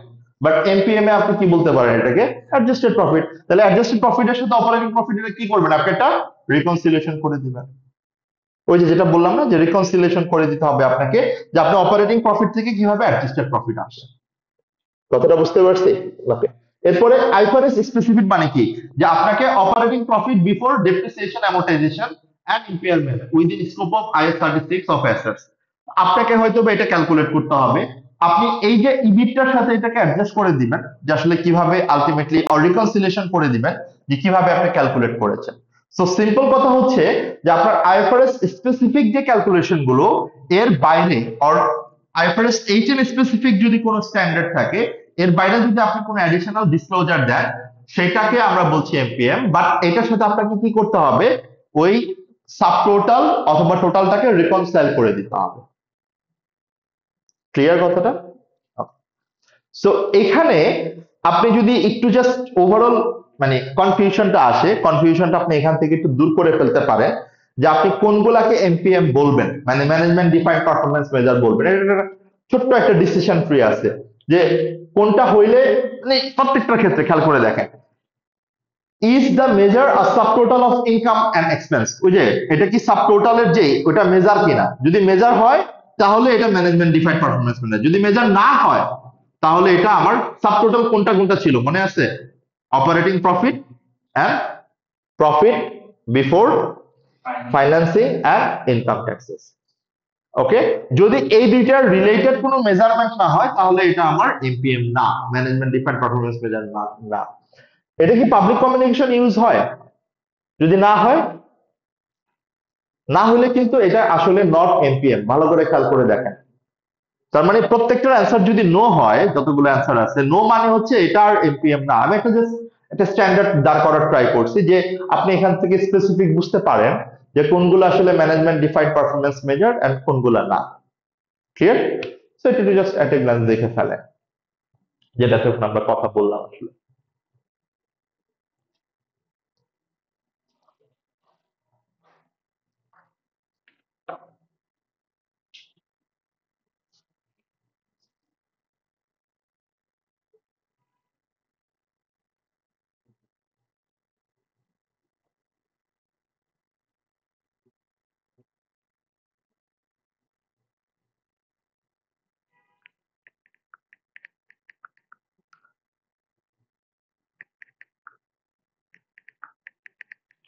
আমি কি বুঝতে পারছি এতক্ষণ যে কথাগুলো বলার ট্রাই করছিলাম?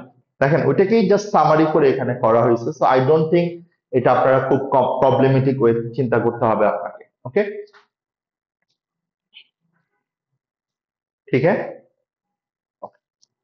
এরপরের স্লাইডে আমরা যেটা দেখব যে আইএফআরএস 18 এর আলটিমেটলি মানে ডিসক্লোজার গুলো, ম্যানেজমেন্ট ডিফাইন্ড পারফরম্যান্স মেজার আমি কিভাবে দেখাবো, এটা ইলাস্ট্রেটিভ। জাস্ট এর আগে আপনি যেটা দেখছেন তার একটা ইলাস্ট্রেশন, এটা আপনারা বাসায় দেখে নিলেও হবে।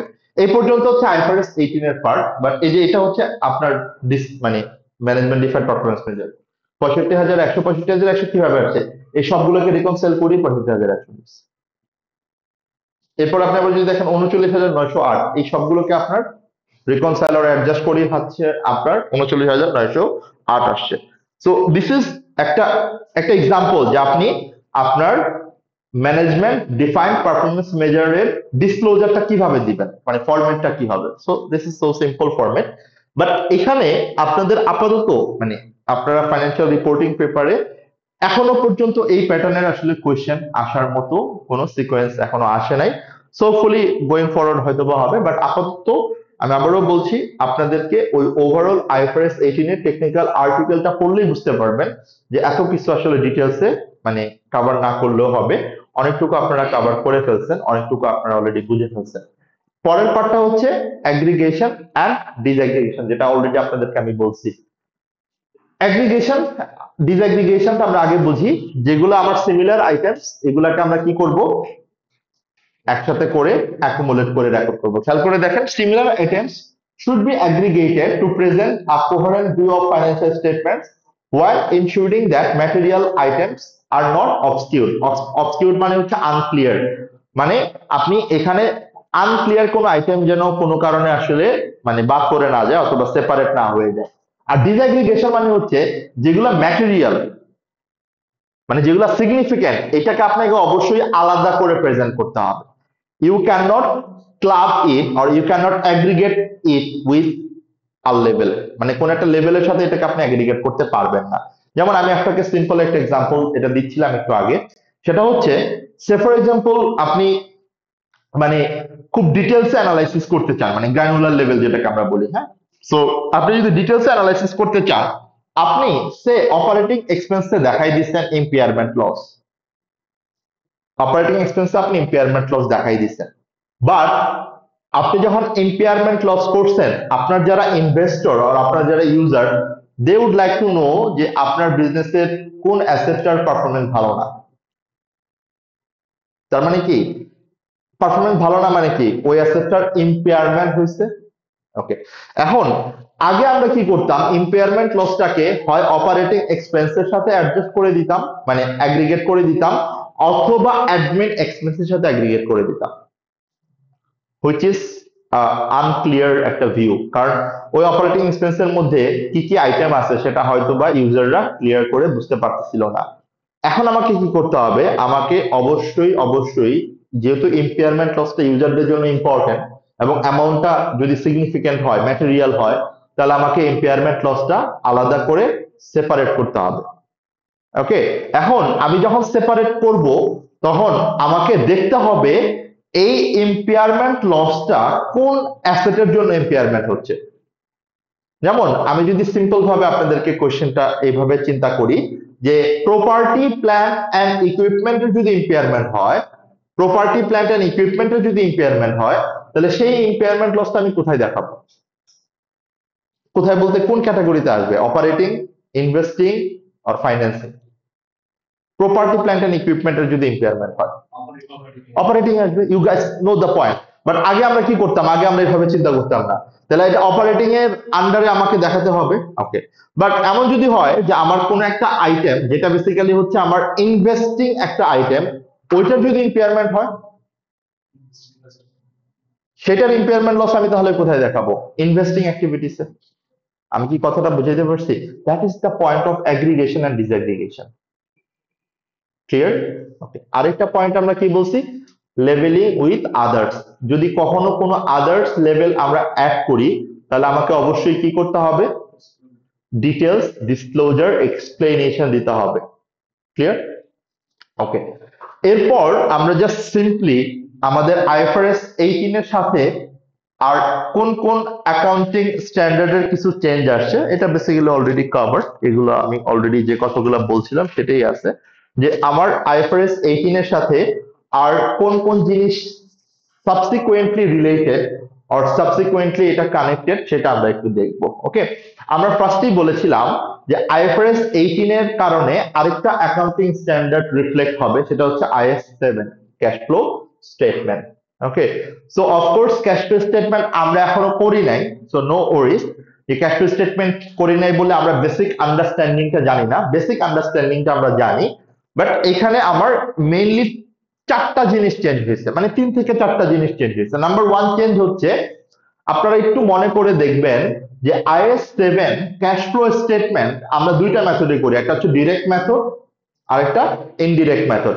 বাট আমরা ডিরেক্ট মেথডে কিন্তু আইএস 7 আমাকে পারমিট করে না, সো আমরা অ্যাপারেন্টলি কোন মেথডটাই অলওয়েজ ফলো করি? Indirect method. ওকে, নেক্সট প্রশ্ন, ইনডিরেক্ট মেথডে আমরা যখন ক্যাশ ফ্লো স্টেটমেন্টটা করি, আমরা ইনডিরেক্ট মেথডে ক্যাশ ফ্লো স্টেটমেন্টটা যখন করি, আমরা আমরা ইনিশিয়াল ক্যালকুলেশনটা কি দিয়ে শুরু করতাম? মানে কোন প্রফিট থেকে আমার ক্যালকুলেশনটা শুরু হতো ক্যাশ ফ্লো স্টেটমেন্টে? ইনডিরেক্ট মেথডে profit before tax, profit before tax. Okay, তাহলে এটা আমরা আইএস 7 এ আগে আমরা এখন ইভেন এখনো আইএস 7 আমরা আগে যেটা করতাম এখনো যেটা করি, প্রফিট বিফোর ট্যাক্স থেকে আমরা রিকনসিলিয়েশনটা শুরু করি।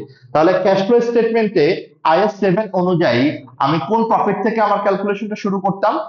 Profit before tax. So now what is the change there? তাহলে এখন আমি প্রফিট বিফোর ট্যাক্স পাইছি আমার সাবটোটালে কোথাও। আমার সাবটোটালে কি প্রফিট ছিল? Operating profit.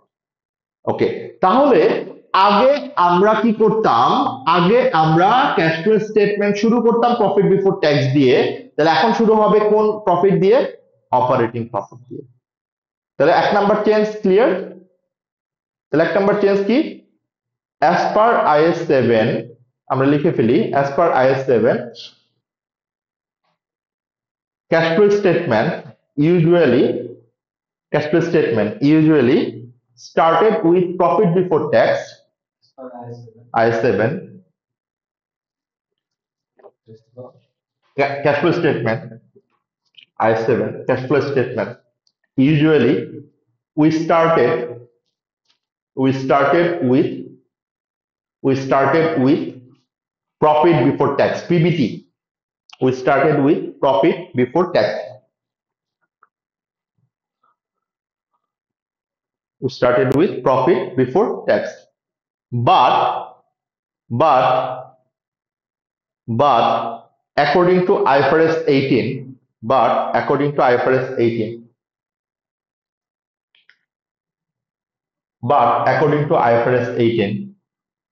we have to start with, আমরা কি দিয়ে স্টার্ট করব? Operating profit. We have to start with operating profit. কথাটা ক্লিয়ার? হ্যাঁ, তাহলে that is number 1 change. between IAS 7 and IFRS 18. Okay, second changes গুলা কি কি? সেকেন্ড চেঞ্জেস গুলা হচ্ছে, আপনারা যদি একটু ভালো করে রিকল করার ট্রাই করেন প্রিভিয়াস সিলেবাস থেকে আর আপনাদের প্রিভিয়াস নলেজ থেকে, আমরা ক্যাশ ফ্লো স্টেটমেন্টে কয়টা অ্যাক্টিভিটিস নিয়ে কাজ করতাম? তিনটা অ্যাক্টিভিটিস, রাইট? একটা ছিল অপারেটিং অ্যাক্টিভিটিস, একটা হচ্ছে ইনভেস্টিং অ্যাক্টিভিটিস, আর একটা ফাইন্যান্সিং অ্যাক্টিভিটিস। ওকে, এর মধ্যে আমরা যদি দুইটা মেইন আইটেম বলি, একটা হচ্ছে interest receipt, dividend receipt or dividend paid, whatever যেটা আমরা বলি। সো এখানে আমি যদি বলি আপনাকে যে ইন্টারেস্ট রিসিপ্ট আর dividend receipt or dividend paid, আমরা এটাকে আগে আমাদের হাতে অপশন ছিল, আমরা চাইলে এটাকে অপারেটিং অ্যাক্টিভিটিসেও দেখাতে পারতাম, অথবা এটাকে ফাইন্যান্সিং অর ইনভেস্টিং অ্যাক্টিভিটিসেও দেখাতে পারতাম। দ্যাট ওয়াজ আ ফ্লেক্সিবিলিটি ছিল, আগে ছিল। i7 এ এটা ফ্লেক্সিবিলিটি আমরা পেতাম। যেমন আমি একটা সিম্পল এক্সাম্পল যদি বলি, ইন্টারেস্ট পেইড। ইন্টারেস্ট পেইডটা কি activities related? Financing activities related. But most of the কেসে হোয়াট উই ডিড, আমরা এটাকে ইদার অপারেটিং অ্যাক্টিভিটিস এর একদম শেষে মাইনাস করতাম, অথবা আমরা এটাকে ফাইন্যান্সিং অ্যাক্টিভিটিস থেকে মাইনাস করতাম। That was the flexibility we exercised. Okay, but IFRS 18 এ এখন আর এই ফ্লেক্সিবিলিটি নাই। আইএফআরএস 18 এ এখন আর এই ফ্লেক্সিবিলিটি নাই। খেয়াল করে দেখেন আইএফআরএস 18 এ কি ফ্লেক্সিবিলিটি নাই? ইন্টারেস্ট রিসিপ্ট, আমরা এটাকে আগে হয় অপারেটিং অর ইনভেস্টিং এ দেখাতাম, ইন্টারেস্ট পেইড হয় অপারেটিং নয় ফাইন্যান্সিং এ দেখাতাম, বাট এখন এটাকে আমার স্পেসিফিক অ্যাক্টিভিটিস এর আন্ডারেই দেখাতে হবে। যেমন ইন্টারেস্ট রিসিপ্ট, এটাকে আমি কোথায় দেখাবো? ইনভেস্টিং এ। ইন্টারেস্ট আমি কখন রিসিভ করি? যখন আমি কাউকে লোন দিই, তাহলে এটা আমার জন্য কি? ইনভেস্টমেন্ট। তাহলে এখান থেকে আমার প্রফিট অর লসের সাথে ক্যাশ ফ্লো স্টেটমেন্টের কিন্তু একটা সিনক্রোনাইজেশন থাকবে, একটা প্রপার রিকনসিলিয়েশন থাকবে। ইন্টারেস্ট পেইড, আগে ইদার এটাকে আমরা অপারেটিং এ দেখাতাম অর ফাইন্যান্সিং এ দেখাতাম, বাট এখন এটাকে আমার আইএফআরএস 18 অনুযায়ী কোথায় দেখাতে হবে ভাইরা? ফাইন্যান্সিং এ দেখাতে হবে। এরপর ডিভিডেন্ড রিসিপ্ট, আগে ইদার এটাকে অপারেটিং অর ইনভেস্টিং এ দেখাতাম, বাট এটাকে এখন আমাকে অবশ্যই ইনভেস্টিং এ দেখাতে হবে। ডিভিডেন্ড পে, আগে এটাকে অপারেটিং আর ফাইন্যান্সিং এ দেখাতাম, এখন এটাকে আমাকে অবশ্যই ফাইন্যান্সিং এ দেখাতে হবে। আমি কি বুঝতে পারলাম কথাটা? That are two major changes. Cash flow statement, আগে আমরা প্রফিট বিফোর ট্যাক্স দিয়ে প্রিপেয়ার করতাম, এখন আমরা অপারেটিং প্রফিট দিয়ে প্রিপেয়ার করব। আগে আমরা ক্যাশ ফ্লো স্টেটমেন্টে আমাদের একটা ফ্লেক্সিবিলিটি ছিল, আমরা এই আইটেম গুলোকে হয় অপারেটিং এ রাখতে পারতাম, নয় ইনভেস্টিং এ রাখতে পারতাম, নয়তো ফাইন্যান্সিং এ রাখতে পারতাম। বাট নাও অনওয়ার্ডস আইএফআরএস 18 আসার পর আমার হাতে আর এই ফ্লেক্সিবিলিটি নাই। I have to apply IFRS 18। আমার ইন্টারেস্ট রিসিপ্ট ইনভেস্টিং এ যাবে, ইন্টারেস্ট পেইড ফাইন্যান্সিং এ যাবে, ডিভিডেন্ড রিসিপ্ট ইনভেস্টিং এ যাবে, ডিভিডেন্ড পেইড ফাইন্যান্সিং এ যাবে। Simple, clear? So that is all about IFRS 18 for our syllabus. এর বাইরে আসলে কিছু নাই। ইভেন দো আমরা অনেক ডেপথে গিয়ে কথা বলার ট্রাই করেছি ডিটেলসে, ইভেন আপনি যখন আপনার টেকনিক্যাল আর্টিকেলটা দেখবেন, এখানে হয়তো বা এত ডিটেলস আপনাকে নাও অ্যাপ্লাই করতে হইতে পারে, বাট স্টিল আমরা চাচ্ছি যে আপনি সুন্দর করে যেন এটার লার্নিংটা ঠিক মতো হয়, অ্যাপ্লিকেশনটা যেন ঠিক মতো করতে পারে। ওকে, সো হোমওয়ার্ক লিখে ফেলেন। What will be your homework?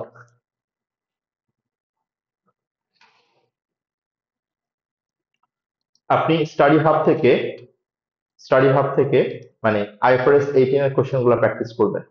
5টা কোশ্চেন আছে, খুব সিম্পল 5টা কোশ্চেন আছে। এন্ড ট্রাস্ট মি, 5টা কোশ্চেনের আমি একটা কোশ্চেনও পাইনি যেটা আইএফআরএস 18 এর ডিটেলস আপনাকে চিন্তা করতে হবে। খুব খুব খুব সিম্পল আইএফআরএস 18 এর কোশ্চেন আছে এখানে। তাহলে আমার 5টা কোশ্চেন করতে হবে, সেটা কোত্থেকে করতে হবে? স্টাডি হাব থেকে করতে হবে। বিকজ কিটা আপনি এখনো পর্যন্ত এই কোশ্চেন পান নাই অথবা পাবেন না, এটা এখনো আসেনি। তো আমরা একটা ছোট্ট হালকা মুভমেন্ট ব্রেক নেই, তাই খুব বেশি না, কারণ অনেকক্ষণ আমরা সিরিয়াস টপিক নিয়ে কথা বলছি। তো একটা ছোট্টখাটো ব্রেক, হালকা একটু হাঁটাচলা করি, তারপর আমরা আবার শুরু করছি। তো আমরা শুরু করব IS-21, এটা ট্রাই করব আজকে একটু কোয়েশ্চেনটা করে ফেলতে। Let's see.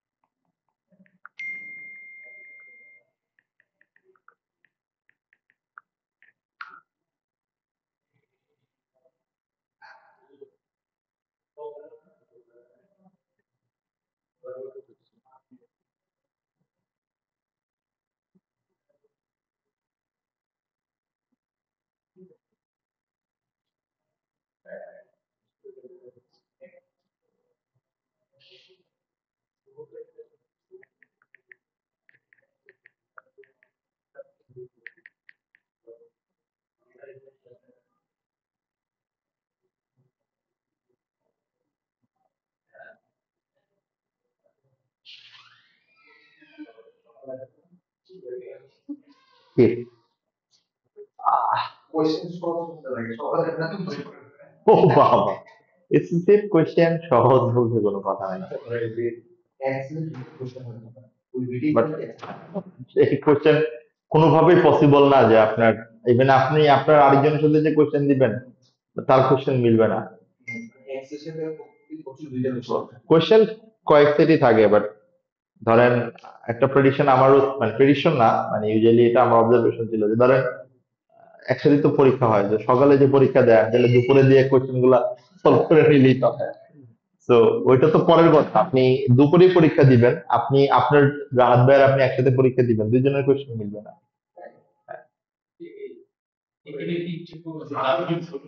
হ্যাঁ, না অফকোর্স, না স্ট্যান্ডার্ড কোশ্চেন, স্ট্যান্ডার্ড হবে। যেমন ধরেন আপনার আসবে রেশিও থেকে, মানে আপনার ধরেন গ্রুপ থেকে রেশিও আসবে, রাজদার আসবে সিঙ্গেল এন্ট্রি থেকে রেশিও। প্রিভিয়াস যে কোশ্চেনটা দেয় এটা বেসিক্যালি একটা স্পেসিফিক দেয়, স্ট্যান্ডার্ড দেয়, নট দ্য হোল, না নট দ্য হোল থিং। মানে এটা হচ্ছে ওইটার মধ্যে যে মানে মডেল কোশ্চেন থাকে না, আমরা যেটাকে বলি মডেল কোশ্চেন। না, ওয়ার্ল্ড ওয়াইড সেম কোশ্চেনই হয়, বাট মানে প্যাটার্নের question, not specific same, exact same, কারণ নট, হ্যাঁ, না মানে এটা কোশ্চেন ব্যাংক থেকে আসে কোশ্চেন, ইভেন আপনার অবজেক্টিভ টেস্ট কোশ্চেন র্যান্ডম আসে, র্যান্ডম ওয়াইজ আসে। এসএসসি এর quality you don't have any idea. SSC এই আপনাদের কোশ্চেন এখন নিয়ে আপনারা চিন্তা করতেছেন, এগুলো ওরা আরো 5 বছর আগেই চিন্তা করে রেডি করে রাখছে। মানে ইভেন সামনে কি আসবে চেঞ্জেস, আপনি দেখবেন প্রত্যেকটা জায়গায় এসএসসি এর সবার আগে চেঞ্জ অ্যাডাপ্ট করে, সব থেকে আগে। মানে এভরি কোয়ালিফিকেশন রিলেটেড। যেমন ধরেন এআই, মেশিন লার্নিং এগুলো আসবে সামনে, ওরা এই জিনিসগুলা চিন্তা করে, বিগ ডেটা সবকিছু চিন্তা করে একটা আলাদা সাবজেক্টই করতেছে 2027 থেকে। মানে আপনি যদি মনে করেন যে আপনি টেক ওরিয়েন্টেড, ফিনটেকে কাজ করবেন, আপনি ওই কোর্স করবেন। তারপর এসিসিএ খুব ভালো করে চিন্তা করতেছে সাস্টেনেবিলিটি রিপোর্টিং নিয়ে, খুব ভালো করে চিন্তা করতেছে। আপনি খেয়াল করে দেখবেন গ্লোবালি এখন সাস্টেনেবিলিটি রিপোর্টিংটা হিউজ পপুলার একটা জিনিস। তো এসিসিএ অলওয়েজ, মানে ওদের নামটা যে থিঙ্ক অ্যাহেড, আসলে আসলে থিঙ্ক অ্যাহেড। ওরা অনেক কিছু অ্যাডভান্স চিন্তা করে। দ্যাটস এ গুড মানে টেকনিক। ইভেন আপনি দেখবেন যে আইফারএস 18 আপনারা পড়ে ফেলছেন না? অনেক জায়গায় গিয়ে দেখবেন এখন আইফারএস 18 এর নাম ঠিক মতো শুনেও নেয় না, অনেকেই আছে। বাট আপনি অলরেডি একটা আইফারএস 18 এর ফরম্যাট জেনে গেছেন যে কি করতে হবে, কিভাবে করতে হবে। Very standard. সীমা তো আসলে চেঞ্জেস মার্কেট ওরিয়েন্টেড, আমি আসলে খুব একটা জানি না ওদেরটা। বাট সিএ রিসেন্টলি খুব আমাদের সাথে কম্পিট করে। সিএ বাংলাদেশ আইসি এর আগে একটুই ছিল, বাট রিসেন্টলি খুব কম্পিট করে। এবং রিসেন্টলি তারা অলওয়েজ মানে এই জিনিসগুলো ইমপ্লিমেন্ট করে ফেলে ইমিডিয়েটলি। আইসিএবি, আইসিএমএবি না। না, এটা ইটস এ ভেরি, মানে কি বলবো আসলে, মানে স্যাড বাট আনফরচুনেট, কিছু করার নাই। বাট স্টিল মানে আইসিবির তো একটা পাওয়ার আছে, মানে অডিট করার পাওয়ার। তো বাট এটা বাদে বাকিগুলোর ক্ষেত্রে কিন্তু মানে দুইটা বডি চাইলে একসাথে কাজ করতে পারে। মানে বাংলাদেশের ইকোনমিটাকে আরো গ্রো করাইতে কিন্তু এসএসসিও হেল্প করতে পারে, আইসিবিও হেল্প করতে পারে। বাট অলওয়েজ একটা সিন্ডিকেটের মতো দেখা যায়। যাক, না এই যে ইভেন আইসিএমএবি মাঝখানে চেষ্টা করলো না নেওয়ার জন্য, মানে মাহতাব ভাই এটা খুব ট্রাই করছিল যে এদের অডিট মানে অথরিটি দেওয়া হোক। মানে আইসিবি দিবে না এটা কাউকে, না আইসিবি কাউকেই দিবে না। মানে মানে এটি তো একটা ইকোনমির ধরেন মানে রেগুলেশনের একটা মেইন পার্ট। মানে রেগুলেশনের আপনি যদি বলেন যে আইসিএবির যে রেগুলেশনটা, এটা আসলে নট ফুললি গভর্নমেন্ট একটা পার্ট, এটা আসলে প্রাইভেটই একটা করে, বাট ফাইন্যান্স মিনিস্ট্রি ইয়েতে দিয়ে।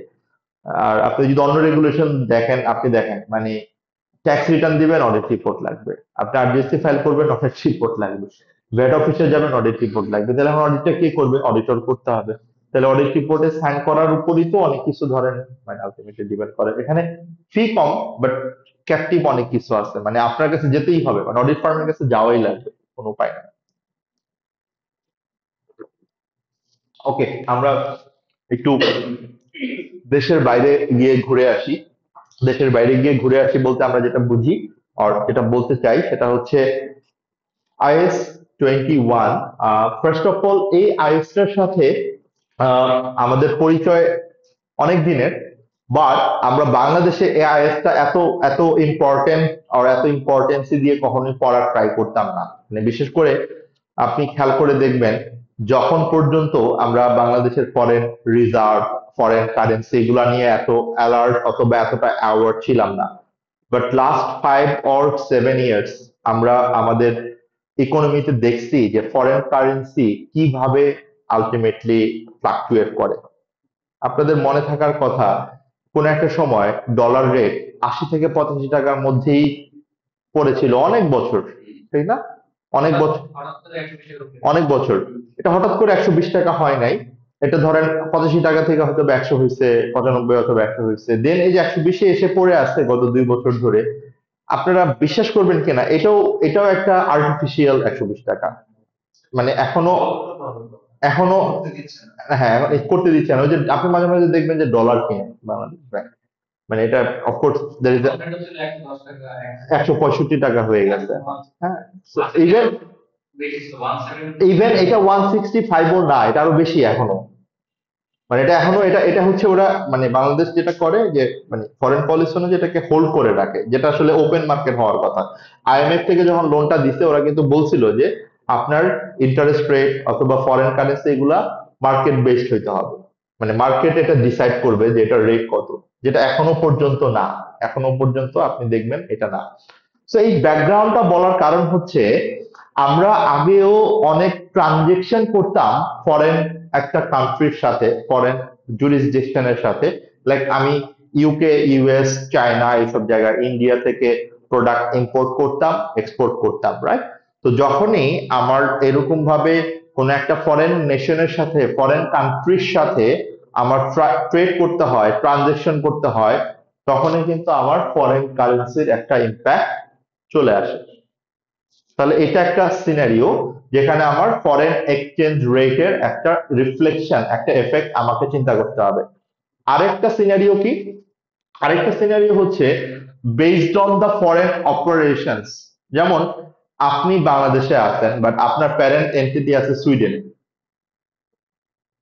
তাহলে আপনার প্যারেন্ট এন্টিটি যদি সুইডেন থাকে, তাহলে সুইডেনের একটা সাবসিডিয়ারি কোম্পানি হচ্ছে আপনি বাংলাদেশে আছেন। তাহলে আপনার কারেন্সি আর সুইডেনের কারেন্সি কি এক? তাহলে আপনি একটা কারেন্সিতে অপারেট করেন আপনার বিজনেস, বাট আপনার ফাইন্যান্সিয়াল স্টেটমেন্ট আবার আপনি একটা কারেন্সিতে প্রেজেন্ট করেন। এটা আবার যখন প্যারেন্ট কোম্পানি তার ফাইন্যান্সিয়াল স্টেটমেন্টটা সে প্রিপেয়ার করবে অর কনসলিডেট করবে, তখন তাকে কি করতে হবে? এই কারেন্সি গুলাকে মানে কনভার্ট করতে হবে, এক্সচেঞ্জ করতে হবে তার কারেন্সিতে। তার মানে আমরা যে ফরেন এক্সচেঞ্জ এফেক্টটা দেখবো, এটা আমরা দুইটা পার্সপেক্টিভ থেকে দেখবো। একটা হচ্ছে আমার based on the foreign operations, মানে অপারেশন বলতে আমরা বুঝাচ্ছি আমার প্যারেন্ট কোম্পানি, সাবসিডিয়ারি কোম্পানি। আরেকটা হচ্ছে based on the foreign transactions, মানে trade, import or export other than my own country. Clear? এখন এখানে আসলে আমরা স্পেসিফিক্যালি যদি চিন্তা করি, আমরা আমাদের মেইন পার্ট যেটা, যে অপারেশনস রিলেটেড, যেটা যে আমার প্যারেন্ট কোম্পানি সুইডেনে আর প্যারেন্ট কোম্পানি ইউকে তে, সাবসিডিয়ারি কোম্পানি হচ্ছে আমার সাউথ আফ্রিকা আর এশিয়ার অন্য কোনো কান্ট্রিতে, এই ইম্প্যাক্ট রিলেটেড যে অ্যাকাউন্টিং ট্রানজেকশনের যে রিফ্লেকশনটা, এটা আপনাদের ফাইন্যান্সিয়াল রিপোর্টিং সিলেবাসে আসলে কভার করে না। তার মানে কি, আপনি যখন পরের সাবজেক্টে যাবেন, মানে পরের পেপার কি এসবিআর এ যখন আপনি যাবেন, তখন আপনি এসবিআর এ দেখবেন যে আপনি আপনি নিজেই আপনি আমাকে বলেন যে আপনি যখন গ্রুপ অ্যাকাউন্টিং করছেন, সেখানে কি কোনো ফরেন সাবসিডিয়ারি পাইছেন? ফরেন সাবসিডিয়ারি মানে কি, আপনি প্যারেন্টের যেই কারেন্সি, সাবসিডিয়ারি হচ্ছে সেম কারেন্সি। তার মানে আপনি ফরেন কোনো সাবসিডিয়ারি কিন্তু পান নাই, বাট আপনি যখন এসবিআর এ যাবেন তখন ফরেন সাবসিডিয়ারি পাবেন। আমি বুঝাতে পারলাম কথাটা? তো তার মানে এই পার্টটা এসবিআর এ গিয়ে আমরা শিখতে পারবো ইনশাল্লাহ। বাট আমরা এখন শিখবো যে আমি যদি ফরেন কারেন্সিতে কোনো ট্রানজেকশন করি, যেমন আমি যদি সে ফর এক্সাম্পল ইউএস থেকে আজকে $10,000 কোনো কিছু পারচেস করি, আমার ডাবল এন্ট্রি আমি কি দিব? Purchase debit, payable credit. তাহলে আমি আজকের যেই conversion rate US two BDT, সেই রেটে আমি এটাকে রেকর্ড করব আমার বুকসে। ওকে, আমি পেমেন্টটা করব 6 মাস পর। তাহলে এখনকার মানে স্পট যে রেটটা, মানে আজকের দিনের যেই স্পট রেট আর এক্সচেঞ্জ রেট, আর 6 মাস পরের স্পট রেট আর এক্সচেঞ্জ রেট, এটা কি এক হবে? তাহলে এটা হয় বাড়বে, নয় কমবে। মানে কি, হয় এক্সচেঞ্জ রেটটা আমার অ্যাপ্রিসিয়েট করবে, মানে হয় আমার, মানে আমরা যেটাকে বলি ওন কারেন্সি, মানে আমার ডোমেস্টিক কারেন্সি, ফাংশনাল কারেন্সি, এটাকে আমরা বলি হোম কারেন্সি। আর আমি যে কারেন্সিতে ট্রানজেকশনটা করতেছি, মানে যেটা ইন্টারন্যাশনাল কারেন্সি, এটাকে আমরা কি বলছি? Foreign currency. তাহলে হয় আমার কারেন্সি অ্যাপ্রিসিয়েট করবে আর ডেপ্রিসিয়েট করবে, মানে হয় আমার কারেন্সি ভ্যালু বাড়বে অথবা কমবে। ক্লিয়ার? ওকে, তাহলে আমরা IS-21 এটাই দেখবো, যে IS-21 এর অবজেক্টিভটা আমরা এটাই ট্রাই করব, অবজেক্টিভটাকে ফাইনালাইজ করার, যে আমার ফরেন এক্সচেঞ্জের কারণে ফাইন্যান্সিয়াল স্টেটমেন্টে কি রিফ্লেকশনটা হয়, কতটুকু গেইন অর লস আমি কিভাবে রেকর্ড করব to my statement of profit or loss or statement of financial position. So that's the main objective of IS-21. But before starting IS-21 এর মেইন পার্টটার আগে আমাদের কয়েকটা ডেফিনেশন একটু ভালো করে শিখে নিতে হবে। কয়েকটা বেসিক ডেফিনেশন আছে, এই ডেফিনেশন গুলো আমাকে একটু ভালো করে জানতে হবে। একটা হচ্ছে ফাংশনাল কারেন্সি, একটা হচ্ছে প্রেজেন্টেশন কারেন্সি, আর একটা হচ্ছে foreign currency. Okay, functional currency or foreign currency, এই দুটা খুব সিম্পল। ইভেন প্রেজেন্টেশন কারেন্সিটাও খুব সিম্পল। আপনি যদি একটা একটা করে আমাকে বলেন, তো জাস্ট উইদাউট কভারিং দিস মানে নোট অর বুলেট পয়েন্ট, আমাকে একটু জাস্ট আপনারাই বলেন যে ফাংশনাল কারেন্সি বলতে আপনি কি বুঝেন? What is functional currency? একটা বিজনেস তার ডে টু ডে অ্যাক্টিভিটিস কি, তার যত অপারেশনস আছে, তার যত লোন আছে, তার যত ইনভেস্টমেন্ট আছে, সে কত মানে কোন কারেন্সিতে প্রোডাক্ট সেল করে, তার এমপ্লয়িকে কোন কারেন্সিতে সে বেতন দেয়, স্যালারি দেয়, তার কম্পিটিটর কোন কারেন্সিতে ট্রানজেকশন করে, এই সবগুলো ফাংশন যেই কারেন্সিতে অপারেট হয় সেটাকে আমরা কি বলছি? Functional currency. সিম্পল কথা, মানে এক কথায় আমি যদি বাংলাদেশে থাকি, আমার বাংলাদেশের যেমন আপনি ইউনিলিভারের কথা চিন্তা করেন, ইউনিলিভার বাংলাদেশ আছে, ইউনিলিভার হিন্দুস্তান আছে, ইউনিলিভার পাকিস্তান আছে, ইউনিলিভার ইউকে আছে, রাইট? তাহলে ইউনিলিভার বাংলাদেশের জন্য ফাংশনাল কারেন্সি কি? টাকা, রাইট? আবার আপনি খেয়াল করেন, তাহলে এই ফাংশনাল কারেন্সি বাদে বাকি যত কারেন্সি আছে এগুলো তার জন্য কি? Foreign currency. তাহলে আপনি ফাংশনাল কারেন্সি যদি বুঝে যান, তাহলে ফরেন কারেন্সি তো আপনার বোঝা আসলে কোনো ব্যাপার না, বিকজ ফাংশনাল কারেন্সি ছাড়া বাকি কারেন্সি গুলাকে আমরা কি বলছি? Foreign currency. ক্লিয়ার? তাহলে সেকেন্ড পয়েন্ট কি ছিল? Presentation currency. তাহলে হোয়াট ইজ প্রেজেন্টেশন কারেন্সি? আপনি দেখবেন যখন কোনো ফাইন্যান্সিয়াল স্টেটমেন্ট প্রিপেয়ার করা হয় বাংলাদেশের পার্সপেক্টিভ থেকে, এই ডিসক্লোজারটা, এই নোটটা খুব কমন একটা নোট, পলিসি নোট, যে আপনার এই ফাইন্যান্সিয়াল স্টেটমেন্টটা কোন কারেন্সিতে প্রিপেয়ার করা হয়েছে। তার মানে আপনার ফাইন্যান্সিয়াল স্টেটমেন্ট যে কারেন্সিতে প্রিপেয়ার করা হয়েছে সেটাই আপনার প্রেজেন্টেশন কারেন্সি। কথাটা clear?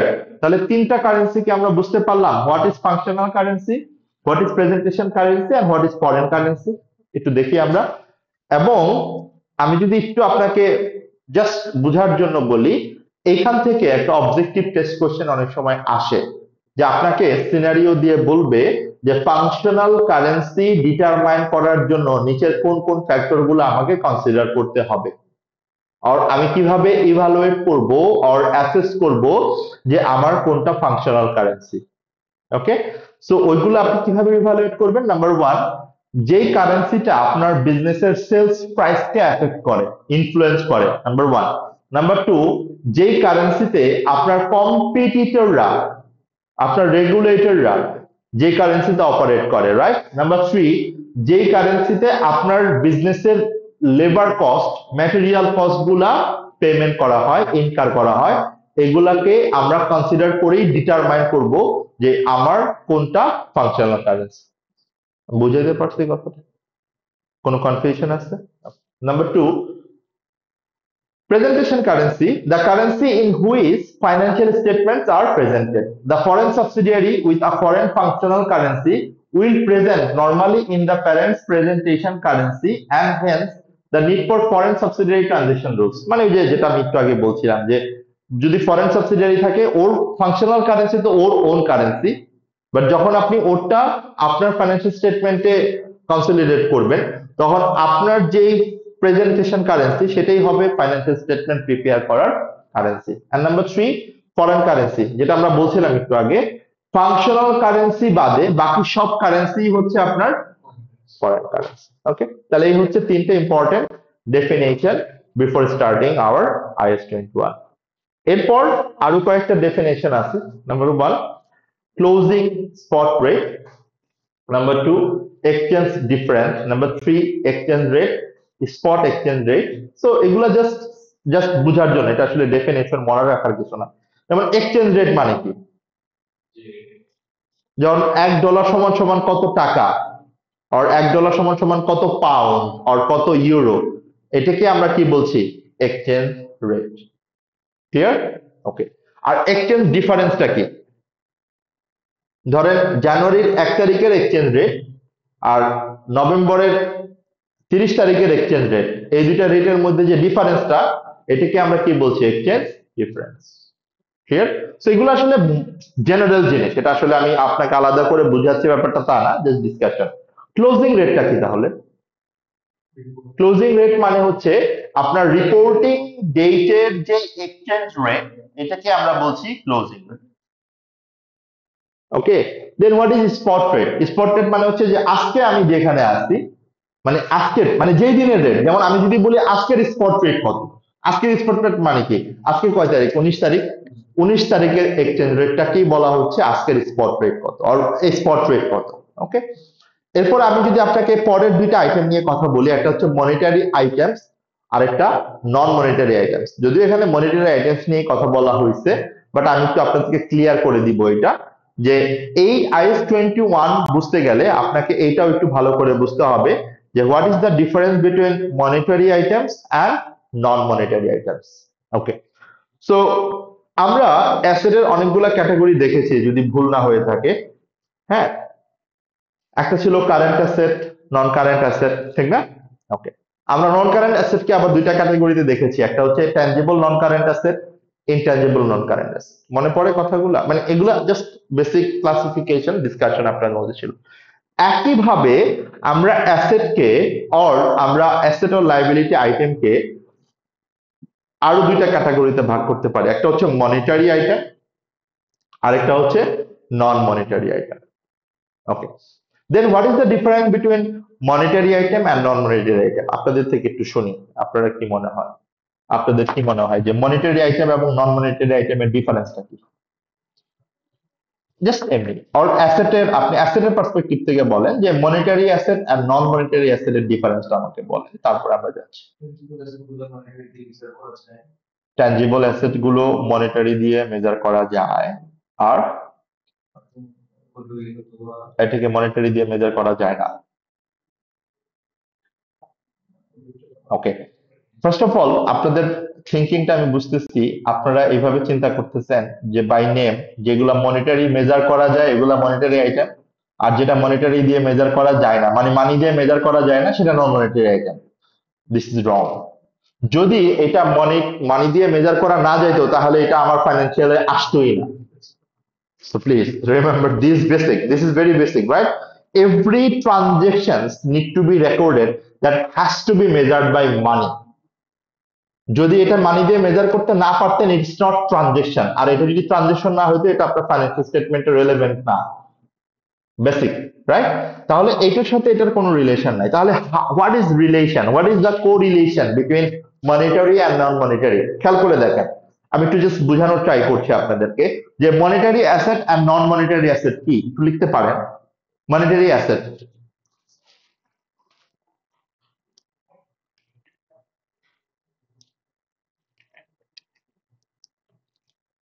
Okay, from monetary asset, from monetary asset, from monetary asset, it is it is it is clearly it is clearly determined, it is clearly determined, it is clearly determined how much, how much the business, how much the business will generate benefits, how much the business will generate benefits. Example, cash or cash equivalent. Example, cash or cash equivalent. Receivable.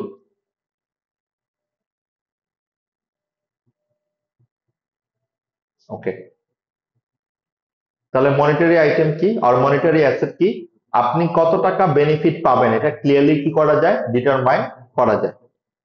কিভাবে? আপনি receivable থেকে কত টাকা পান এটা কি clearly আপনি বলতে পারবেন না যে কত টাকা আপনার রিসিভেবলের কাছ থেকে আপনার ডিউ আছে, রাইট? আপনার কাছে কত টাকা ক্যাশ আছে, কত টাকা ব্যাংকে আছে, এটা কি ক্লিয়ারলি আপনি বলতে পারবেন না যে বেনিফিট কত টাকা? That's call monetary item. Clear? Okay, now non monetary item definition লেখেন। For non-monetary asset, for non-monetary asset, it is not clearly determined. It is not clearly determined. It is not clearly determined how much the business will, how much the business will generate or obtain, how much the business will generate or obtain benefit from the asset or from the item. Business will generate or obtain or obtain the benefit or obtain benefit from the asset. তাহলে main ডিফারেন্সটা কি from the asset? মানে মানে basically আমি যদি বাংলায় বুঝাই বলি, আসলে বাংলায় যদি ক্লিয়ারলি বুঝাই বলি, এক্সাম্পলটা লিখি তারপরে বলি। Example: property plant and equipment, property plant and equipment, intangible asset, property plant and equipment, intangible asset, inventory.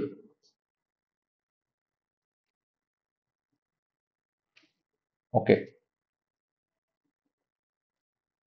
লিখছি আমরা। তাহলে মেইন ডিফারেন্সটা কি দাঁড়াচ্ছে? মেইন ডিফারেন্সটা দাঁড়াচ্ছে হচ্ছে monetary item or monetary assets আর দোজ আইটেম যেখান থেকে আপনি এক্সাক্ট বেনিফিট কত পাবেন, that you can clearly decide or determine or you can say. Clear? And for non-monetary item or non-monetary asset, you cannot clearly determine how much benefit you are going to receive from the asset. আমি বুঝতে পারছি কথাটা, ডিফারেন্সটা clear? এখন আপনাদের এই দুইটা definition থেকে একটা জায়গায় কমন একটা পয়েন্টে কনফ্লিক্ট করছে কিনা দেখেন। কনফ্লিক্ট যদি আমি বলি, আপনারা অনেকেই মনে করতেই পারতেন অথবা মনে করতেও পারেন যে অল কারেন্ট অ্যাসেটই তো আমার মনিটারি আইটেম। বাট কথাটা কি সত্য? সব কারেন্ট অ্যাসেটই কি মনিটারি? ইনভেন্টরি কি আমরা মনিটারি আন্ডারে লিখছি না নন মনিটারি আন্ডারে লিখছি? কেন? বিকজ আমি শিওর না নেক্সট ইয়ারে আমি এটা সেল করে এক্স্যাক্টলি কত টাকা পাবো। আমার কোনো কারণে যদি মার্কেট ডিমান্ড ফল করে, অবসোলেট হয়ে যায়, ড্যামেজ হয়ে যায়, অ্যাবসলিউটলি আমি এই টাকাটা পাবো না, সেল করতে পারবো না। এই কারণে আপনি যখন IS2 করছেন মনে করে দেখেন, নেট রিয়েলাইজেবল ভ্যালুতে আপনি যখন ক্যালকুলেট করছেন আপনি কিন্তু বলেন নাই যে সেলিং প্রাইস, আপনি কি বলছেন? আপনি বলছেন রাইট নন মনিটারি। আপনি কিন্তু বলেন নাই যে সেলিং প্রাইস, আপনি কি বলছেন? আপনি বলছেন এস্টিমেটেড সেলিং প্রাইস। কেন এস্টিমেটেড বলছেন? আপনি শিওর না যে এক্স্যাক্টলি আপনি কত টাকা পাবেন আপনার অ্যাসেটটা সেল করে, but you are reasonably certain, not virtually certain. আমি কি বুঝতে পারছি ডিফারেন্সটা? এখন আপনি আমাকে যদি এক্স্যাক্টলি ডিফারেন্স বলতে বলেন, আমি ক্যাশ অর ব্যাংকের ডিফারেন্স বললাম, রিসিভেবলের ডিফারেন্স বললাম। প্রপার্টি প্ল্যান্ট এন্ড ইকুইপমেন্ট, একটা মেশিন দিয়ে প্রোডাক্ট বানায় আপনি কত টাকা বেনিফিট পাবেন প্রতি বছর, এক্স্যাক্টলি বলতে পারবেন আমাকে? আপনি গুডউইল থেকে কত টাকা বেনিফিট জেনারেট হবে এটা কি আপনাকে আমাকে এক্স্যাক্টলি বলতে পারবেন? আপনার ডেভেলপমেন্ট থেকে কত টাকা এক্সাক্ট বেনিফিট হবে এটা কি আপনি আমাকে বলতে পারবেন? You cannot tell me exactly. That is why those item are non monetary. বুঝতে পারছি কথা? তাহলে রিসিভেবল এটা কি আমার monetary asset, right? But payable যদি আমি বলি, এটাও তো আমার মনিটারি আইটেম, বাট মনিটারি আমার লায়াবিলিটি যদি আমরা বলি। সো মনিটারি আইটেম মানে এটা অ্যাসেটও হইতে পারে, লায়াবিলিটিও হইতে পারে। তাহলে মনিটারি আইটেম কোনটা? আমি এক্স্যাক্টলি জানি কত টাকা আমি রিসিভ করব বেনিফিট, আর কত টাকা আমাকে পে করতে হবে। I know the exact amount. আমি কি কথাটা বুঝাইতে পারছি? দিস ইজ ভেরি ইম্পর্টেন্ট আমার IS21 এর জন্য। ওকে, এখন আমরা আসলে IS21 এর জায়গায় চলে আসছি, মানে আমরা এখন IS21টা করতে পারবো এখন মোটামুটি ভাবে। Okay, so what will be the accounting treatment? আমরা ইনিশিয়াল একটা মেজারমেন্ট দেখবো, সাবসিকুয়েন্ট মেজারমেন্ট দেখবো। সো ইনিশিয়াল মেজারমেন্ট কি? ইনিশিয়াল মেজারমেন্ট হচ্ছে আমি আমার ওই ট্রানজেকশনটা যেই ডেটে করলাম, একটু আগে আমি যে এক্সাম্পলটা দিলাম না, যেমন আমি যদি আপনাকে এখন বলি আমি $10,000 পারচেস করছি, ওকে, তাহলে আমি $10,000 যেই ডেটে পারচেস করছি এই এই ডেটটাই তো আমার স্পট এক্সচেঞ্জ রেট, রাইট? এবং এই ডেটটাই হচ্ছে আমার ইনিশিয়াল মেজারমেন্ট ডেট। তাহলে আমি কবে পারচেস করছি? আমি ধরে নিলাম আমি পারচেস করছি এটা আজকে অক্টোবরের 19 তারিখ, অক্টোবরের 19 তারিখে আমি পারচেস করছি। সো অক্টোবরের 19 তারিখের যে এক্সচেঞ্জ রেট, এই এক্সচেঞ্জ রেটের যে আমার ক্যালকুলেশনটা, এইটাকেই আমরা বলছি ইনিশিয়াল মেজারমেন্ট। ইনিশিয়ালি আমি রেকর্ড করব কোন রেটে? যে রেটে আমি ইনিশিয়াল স্পট রেটে ট্রানজেকশনটা হয়েছে, যে ডেটে আমার ট্রানজেকশনটা হয়েছে ওই ডেটের স্পট রেট। ক্লিয়ার? আমরা একটা এক্সাম্পল দেখতেছি, কোনো সমস্যা নেই। তাহলে ইনিশিয়াল মেজারমেন্ট মানে কি? ইনিশিয়াল মেজারমেন্ট মানে হচ্ছে ট্রানজেকশনটা যখন হয়েছে, মানে আমি যে ডেটে হয় পারচেস করছি অথবা সেল করছি। ক্লিয়ার? ওকে, এখন what does mean subsequent measurement? Subsequent মানে কি? যেমন আমি আমি 19শে অক্টোবর এটা পারচেজ করছি, রাইট? এরপরে আমাকে কি করতে হবে? পারচেজ করা মানে কি আমাকে পেয়েবলটা সেটেল করতে হবে। ওকে, তাহলে সাবসিকুয়েন্ট মানে হচ্ছে আমার রিপোর্টিং ডেট আমি ধরে নিচ্ছি 31 ডিসেম্বর। তাহলে সাবসিকুয়েন্ট মানে হচ্ছে 31 ডিসেম্বরের আগে হয় এটা আমি সেটেল করব অর করব না, দুইটার যে কোনো একটাই তো হবে। Clear? That is call subsequent measurement. খেয়াল করে দেখেন, তাহলে সাবসিকুয়েন্ট মেজারমেন্ট মানে কি? একটু কোশ্চেনটা ভালো করে খেয়াল করে দেখেন। Is the whole transaction settled মানে কি? হয় আমি ট্রানজেকশনটা সেটেল করছি মানে কি আমি হয় পেমেন্ট করে দিছি, অথবা আমি যদি সেল করে থাকি আমি পুরো পেমেন্টটা রিসিভ করে ফেলছি। তাহলে এইটা আমাকে এখন ডিটারমাইন করতে হবে কোন ডেট কনসিডার করে, আমার রিপোর্টিং ডেটের আগে এটা কি হয়েছে। ক্লিয়ার? তাহলে আমরা ফার্স্টে দেখব যে ট্রানজেকশনটা সেটেল করা হয়েছে কিনা। যদি ট্রানজেকশনটা সেটেল করা হয় তাহলে আমরা লেফট সাইডে আগে দেখি, লেফট সাইডে যে হ্যাঁ ফুল ট্রানজেকশনটা সেটেল করা হয়েছে।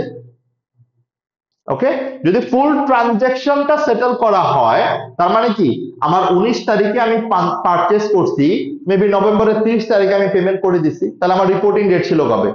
ডিসেম্বরের 31 তারিখ।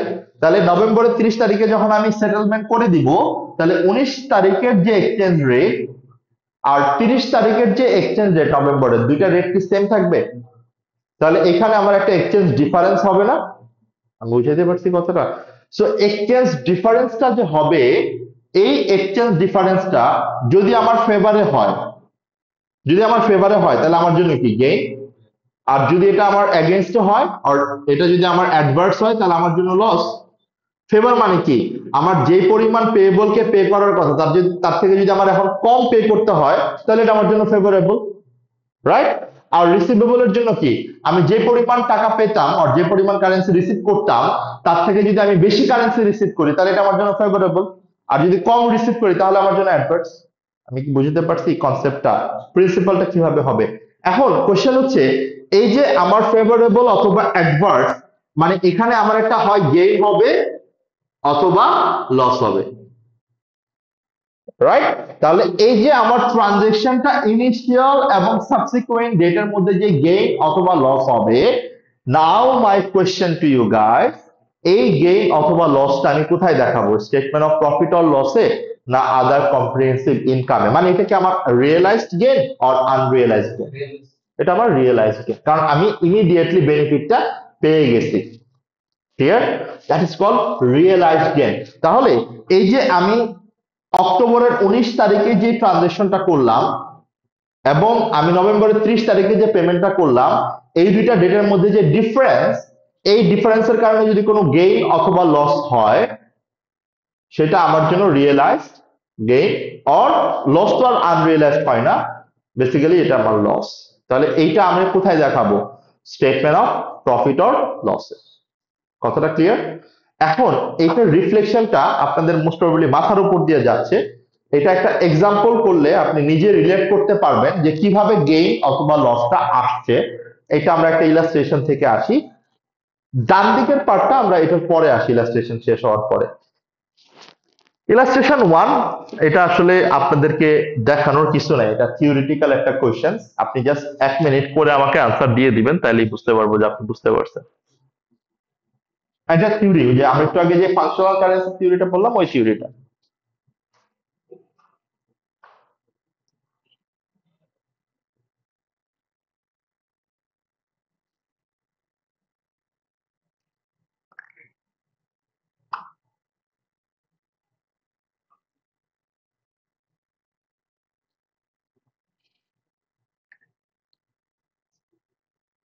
কি বুঝলেন কোনটা হবে?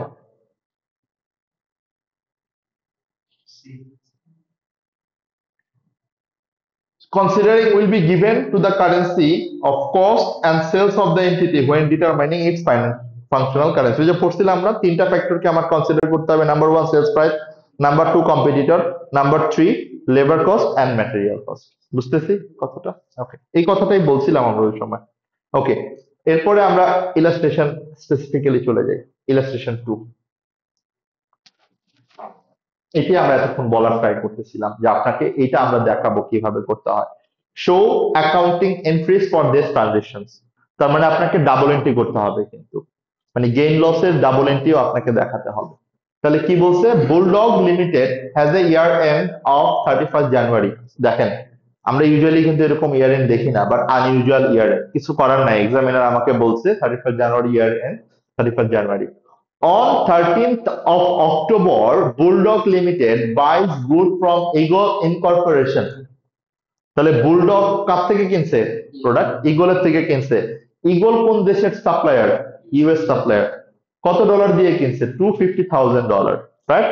তাহলে বুলডগ অ্যাকচুয়ালি ইউএস এর না, বুলডগ অন্য একটা কান্ট্রি, রাইট? তাহলে ওর $250,000 কি? এটা ওর ফরেন কারেন্সি, কারণ ইউএস সাপ্লায়ার যেহেতু, এটা ওর জন্য ফরেন কারেন্সি। বাট ও কত দিয়ে কিনছে দেখেন তো, মানে $250,000। তাহলে আমার কি দরকার, ও কবে কিনছে? 13ই অক্টোবর। তাহলে এটা হচ্ছে ওর ইনিশিয়াল মেজারমেন্ট। এখন আমাকে দেখতে হবে ওর রিপোর্টিং ডেটের আগে এটা কি সেটেল হয়েছে অর হয়নি। That is a subsequent measurement. তাহলে সাবসিকুয়েন্ট মেজারমেন্টে আমি কি দেখবো, যে ওর সেটেলমেন্টটা হয়েছে কিনা। On 24th of November, bulldog settle the transactions in full. তাহলে কি ফুল সেটেল করে দিছে? ওকে। তাহলে আপনাকে এখানে দুইটা এন্ট্রি করতে হবে। ফার্স্ট হচ্ছে 13th of October-এর ডাবল এন্ট্রি, আর একটা হচ্ছে 24th of November-এর ডাবল এন্ট্রি। এখন ডাবল এন্ট্রি যখন আপনি করবেন, যেহেতু এটা ফরেন এক্সচেঞ্জের কোয়েশ্চেন, তাহলে অবশ্যই আপনাকে 13th of October-এর এক্সচেঞ্জ রেট দিয়ে দিবে এবং 24th of November-এর এক্সচেঞ্জ রেট দিয়ে দিবে। দেখেন কোশ্চেনে দিয়ে দিছে, দিছে না? কত? তাহলে আপনি কোন দেশে আছেন? আপনি আছেন আসলে পাউন্ডের দেশে, মানে ইউকে তে আছেন, ঠিক না? আপনি ইউএস থেকে কিনছেন প্রোডাক্ট, তাহলে আপনি এখন কি করবেন? 250,000 ডিভাইডেড বাই 1.45, তাহলে আপনার পাউন্ড পেয়ে যাবেন।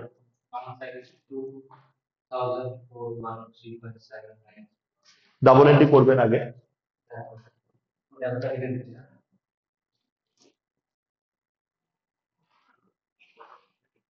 ডাবল এন্ট্রি করতে হবে আমাকে।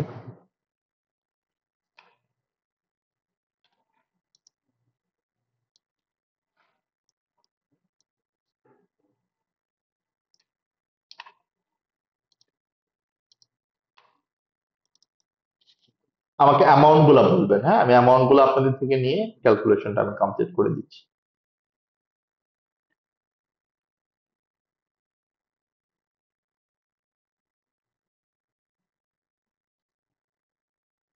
ও, এটা এখানে ছিল, সরি।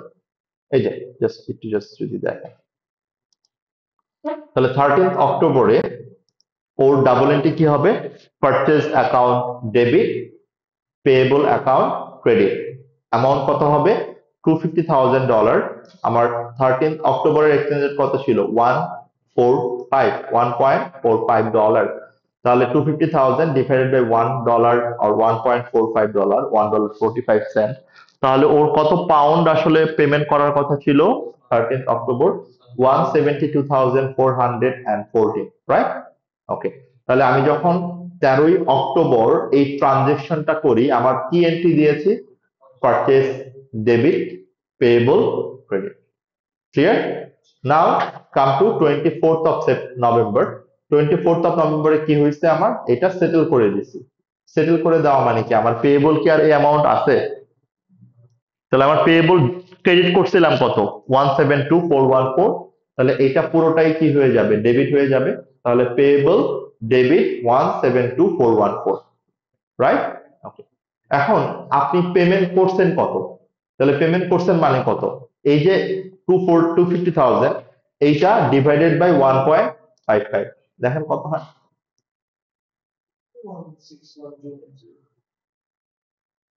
এই যে 161,290। তাহলে আপনার ব্যাংক থেকে, মানে এই ডেটে 24th of November আপনার ব্যাংক থেকে কেটে রাখছে কত? 161,290 পাউন্ড, রাইট? তাহলে আপনার যেখানে পে করার কথা ছিল 1,72,414 পাউন্ড, বাট আপনি পে করতেছেন কত? 1,61,290 পাউন্ড। তাহলে আপনি কি বেশি পে করতেছেন পাউন্ড, না কম পে করতেছেন? তাহলে এটা আপনার জন্য কি গেইন না লস? এটা আপনার জন্য গেইন। এবং আপনি দেখেন ডেবিট এবং ক্রেডিট ব্যালেন্স করার জন্য আপনার গেইন আরো ডিফারেন্স অ্যামাউন্টটা দরকার। যেটা আপনার স্টেটমেন্ট অফ প্রফিট অ্যান্ড লসে ফরেন এক্সচেঞ্জ গেইন হিসাবে আপনার 11,114 পাউন্ড, সরি 124 পাউন্ড আপনি নিয়ে আসবেন। আমরা কি এখন বুঝতে পারতেছি যে এতক্ষণ যে কথাগুলো বলছিলাম কি কারণে কথাগুলো বলছিলাম? সো এটা হচ্ছে আমার ইনিশিয়াল মেজারমেন্ট, এটা হচ্ছে আমার সাবসিকুয়েন্ট মেজারমেন্ট। কথাটা ক্লিয়ার? এখন আমি যদি আপনাকে এমনি জাস্ট এমনি যদি কোশ্চেনটা করি, এই যে পেয়েবল, পেয়েবলটা কি মনিটারি আইটেম না non monetary item? Monetary item. এটা মনে রাখেন একটু, এটা একটু মনে রাখার জন্য, জাস্ট নাথিং সিরিয়াস, জাস্ট মনে রাখার জন্য। আমরা কি ইলাস্ট্রেশন ওয়ানটা বুঝতে পারছি যে কিভাবে করলাম, কিভাবে করতে হবে আমাকে? ওকে, এখন আমরা আমাদের ঠিক নোটটাতে ব্যাক করি। নোটে আমাদের কি ছিল? তাহলে আমরা সাবসিকুয়েন্টলি একটা পার্সপেক্টিভ দেখেছি যে যদি ট্রানজেকশন ফুল সেটেল হয় তাহলে কি এন্ট্রি পড়বে আমার, এটা কি ক্লিয়ার আমরা? Okay. এখন আমরা আরেকটা মানে আরেকটা সাবসিকুয়েন্ট মেজারমেন্ট বেসিস দেখবো, অথবা আরেকটা সিনারিও দেখবো যে আমার রিপোর্টিং ডেট 31 জানুয়ারিতে ছিল না, 31 জানুয়ারির ডেটের মধ্যে এই ট্রানজেকশনটা সেটেল যদি না হয় তখন কি হবে? নাও তো হইতে পারে। যেমন আমি কিনছি 13ই অক্টোবর, আমার রিপোর্টিং ডেট 31 জানুয়ারি, এমনও তো হইতে পারে আমি 31 জানুয়ারির পরে গিয়ে পে করব, হইতে পারে না? হইতেই পারে। তখন আমাকে এইখানে কোয়েশ্চেনটা চিন্তা করতে হবে যে ট্রানজেকশনটা স্টিল আউটস্ট্যান্ডিং আছে কিনা, মানে কি এখনো পর্যন্ত আমি ট্রানজেকশনটা সেটেল করি নাই, আউটস্ট্যান্ডিং আছে কিনা। তাহলে আমরা একটু আগে পড়ে আসছিলাম না ক্লোজিং রেট, তাহলে ক্লোজিং রেটটা কোন সিচুয়েশনে অ্যাপ্লাই হবে? যখন আউটস্ট্যান্ডিং থাকে। এখানে কিন্তু আমার কোনো ক্লোজিং রেটের কাজ নাই, বিকজ আমার এখানে স্পট রেট দিয়ে কাজ হয়ে যাচ্ছে। তাহলে ক্লোজিং রেট অনলি অ্যাপ্লিকেবল যদি এক ইয়ার এন্ডে এই ট্রানজেকশনটা সেটেল না হয়। ক্লিয়ার? এখন কোয়েশ্চেন হচ্ছে যদি ট্রানজেকশনটা সেটেল না হয় তাহলে আমাকে কি করতে হবে? আমি কিনছিলাম কবে? 13ই অক্টোবর, রাইট? বাট আমার রিপোর্টিং ডেট কবে? 31 জানুয়ারি। তাহলে 13ই অক্টোবরের এক্সচেঞ্জ রেট আর 31 জানুয়ারির এক্সচেঞ্জ রেট কি সেম? সেম না তো। তাহলে আমি যদি সেম পেয়েবল অ্যামাউন্টই দেখাই তাহলে কি ঠিক দেখাবে আমার অ্যামাউন্টটা, রিফ্লেকশনটা ট্রু অ্যান্ড ফেয়ার হবে? তাহলে আমাকে কি করতে হবে? আমাকে এখন ইয়ার এন্ডে এসে এটাকে আবার রিট্রান্সলেট করতে হবে। রিট্রান্সলেট মানে কি? আমি যেই যেই রেটে স্পট এক্সচেঞ্জে ট্রান্সলেট করছি, ইয়ার এন্ডে এসে ক্লোজিং রেট দিয়ে আমাকে আবার নতুন করে ট্রান্সলেট করতে হবে to give it proper fair view, true and fair view. Closing রেটটা আমার ওই 31 জানুয়ারির জন্য ক্লোজিং রেট, এরপরে আমি যখন আবার সেটেল করব সেটেলমেন্ট ডেটের যে স্পট রেট সেই অনুযায়ী হবে। তো ওই খেলাটা আমরা দেখতেছি।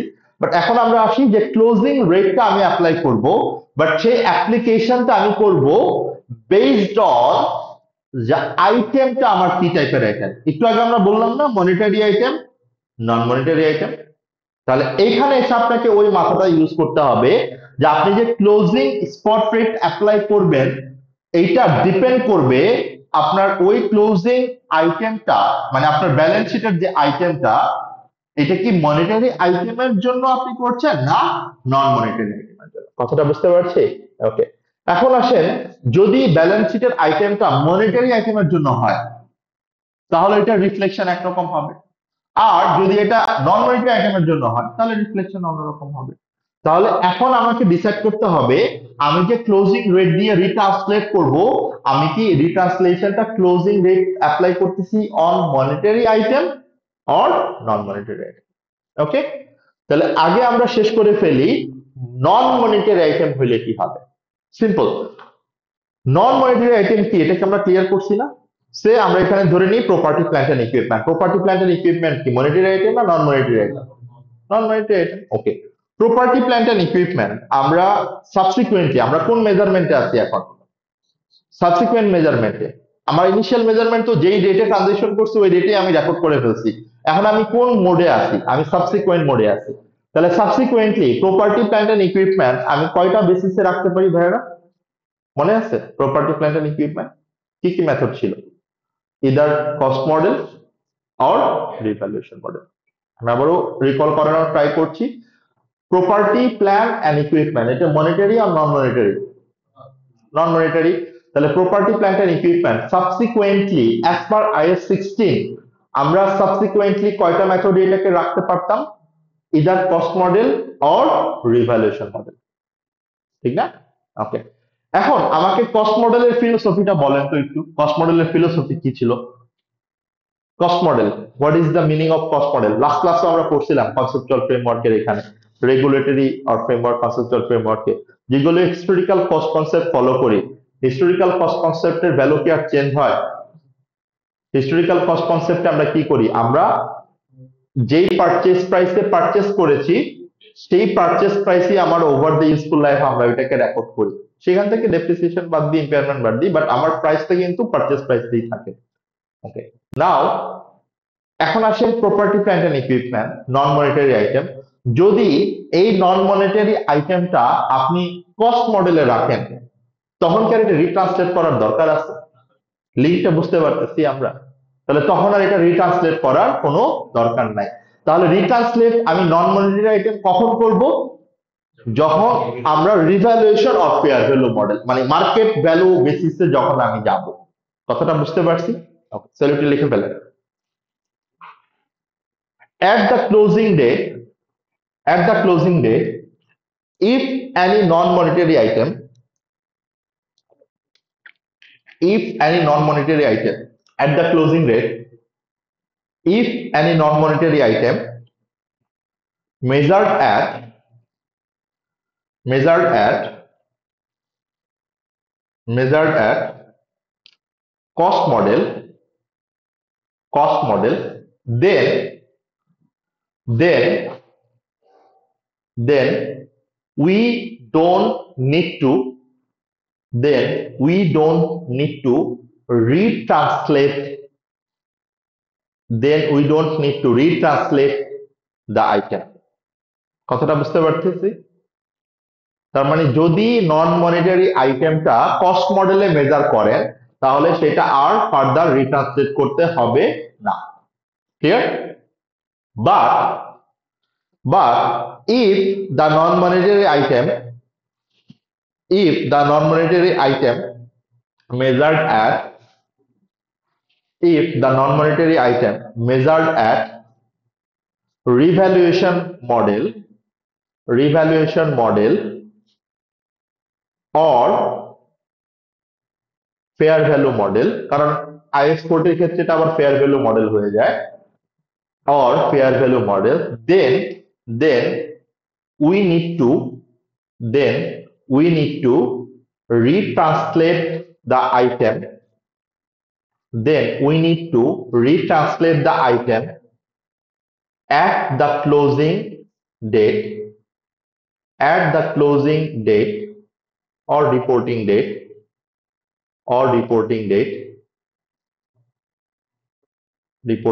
আমি কোন রেট দিয়ে রিট্রান্সলেট করব? by using closing exchange rate, by using closing exchange rate by using closing exchange rate,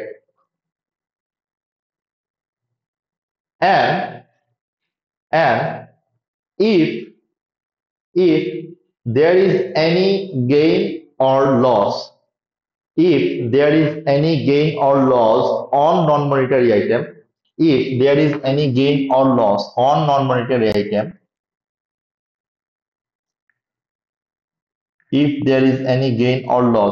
non-monetary item, then it should be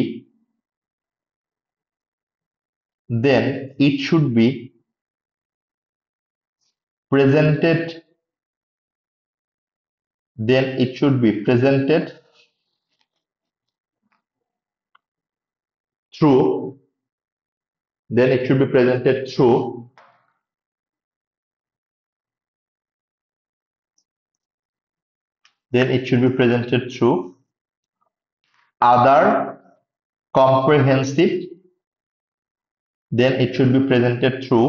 other comprehensive income. Then it should be presented through other comprehensive income. ব্র্যাকেটে লিখবো unrealized gain. ব্র্যাকেটে কি লিখবো unrealized gain.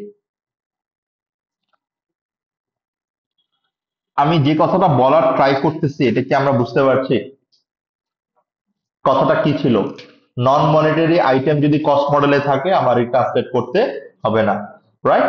But যদি এটা fair value অথবা revaluation মডেলে থাকে তাহলে এটা আমাকে রিট্রান্সলেট করতে হবে, রাইট? আর যেহেতু রিট্রান্সলেট করতে হবে তার মানে কি এখানে হয় কোনো গেইন অথবা লস অ্যারাইজ করবে। এন্ড এই নন মনিটারি আইটেমের যে retranslation gain or loss, exchange gain or loss, এটা আমার জন্য রিয়েলাইজ কোনো গেইন না, বিকজ এই গেইনটা আমি কখন রিয়েলাইজ করতে পারবো? যখন ওই প্রপার্টিটা সেল করব তখন। তাহলে এটা আমার জন্য অ্যাপারেন্টলি একটা আনরিয়েলাইজ গেইন, যেটা আমরা ওই রিভ্যালুয়েশন সারপ্লাস যেভাবে দেখাই ঠিক একইভাবে আনরিয়েলাইজ গেইন হিসাবে আদার কম্প্রিহেনসিভ ইনকামে দেখাবো। ক্লিয়ার? ওকে, এটাই এখানে লেখা আছে। জাস্ট লাস্ট পয়েন্ট, এটাই শেষ। এন্ড হোমওয়ার্ক আমি বলে দিচ্ছি, আরেকটা হোমওয়ার্ক, ইলাস্ট্রেশন গুলো শেষ করে ফেলবেন। আনসার দেওয়া আছে এখানে, বাকি ইলাস্ট্রেশন কি দুইটা আছে, এটা একটু করে ফেলবেন। হ্যাঁ, এটা আপনাদের ড্রাইভে দেওয়া আছে, আমি গ্রুপেও দিয়ে দিচ্ছি, কোনো সমস্যা নেই। নাও, আমরা এতক্ষণ কোনটার রিট্রান্সলেশন নিয়ে কথা বললাম? নন মনিটারি। তাহলে মনিটারি আইটেমে কি করতে হবে? আমাকে মনিটারি আইটেমে কি রিট্রান্সলেট করতে হবে না? তো লিখে ফেলেন, for monetary item, for monetary item, for monetary item, ব্র্যাকেটে লিখবেন receivable and payable. For monetary item ব্র্যাকেটে লিখবেন receivables and payable.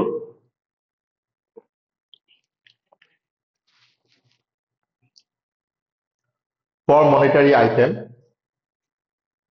we have to retranslate, we have to retranslate, we have to retranslate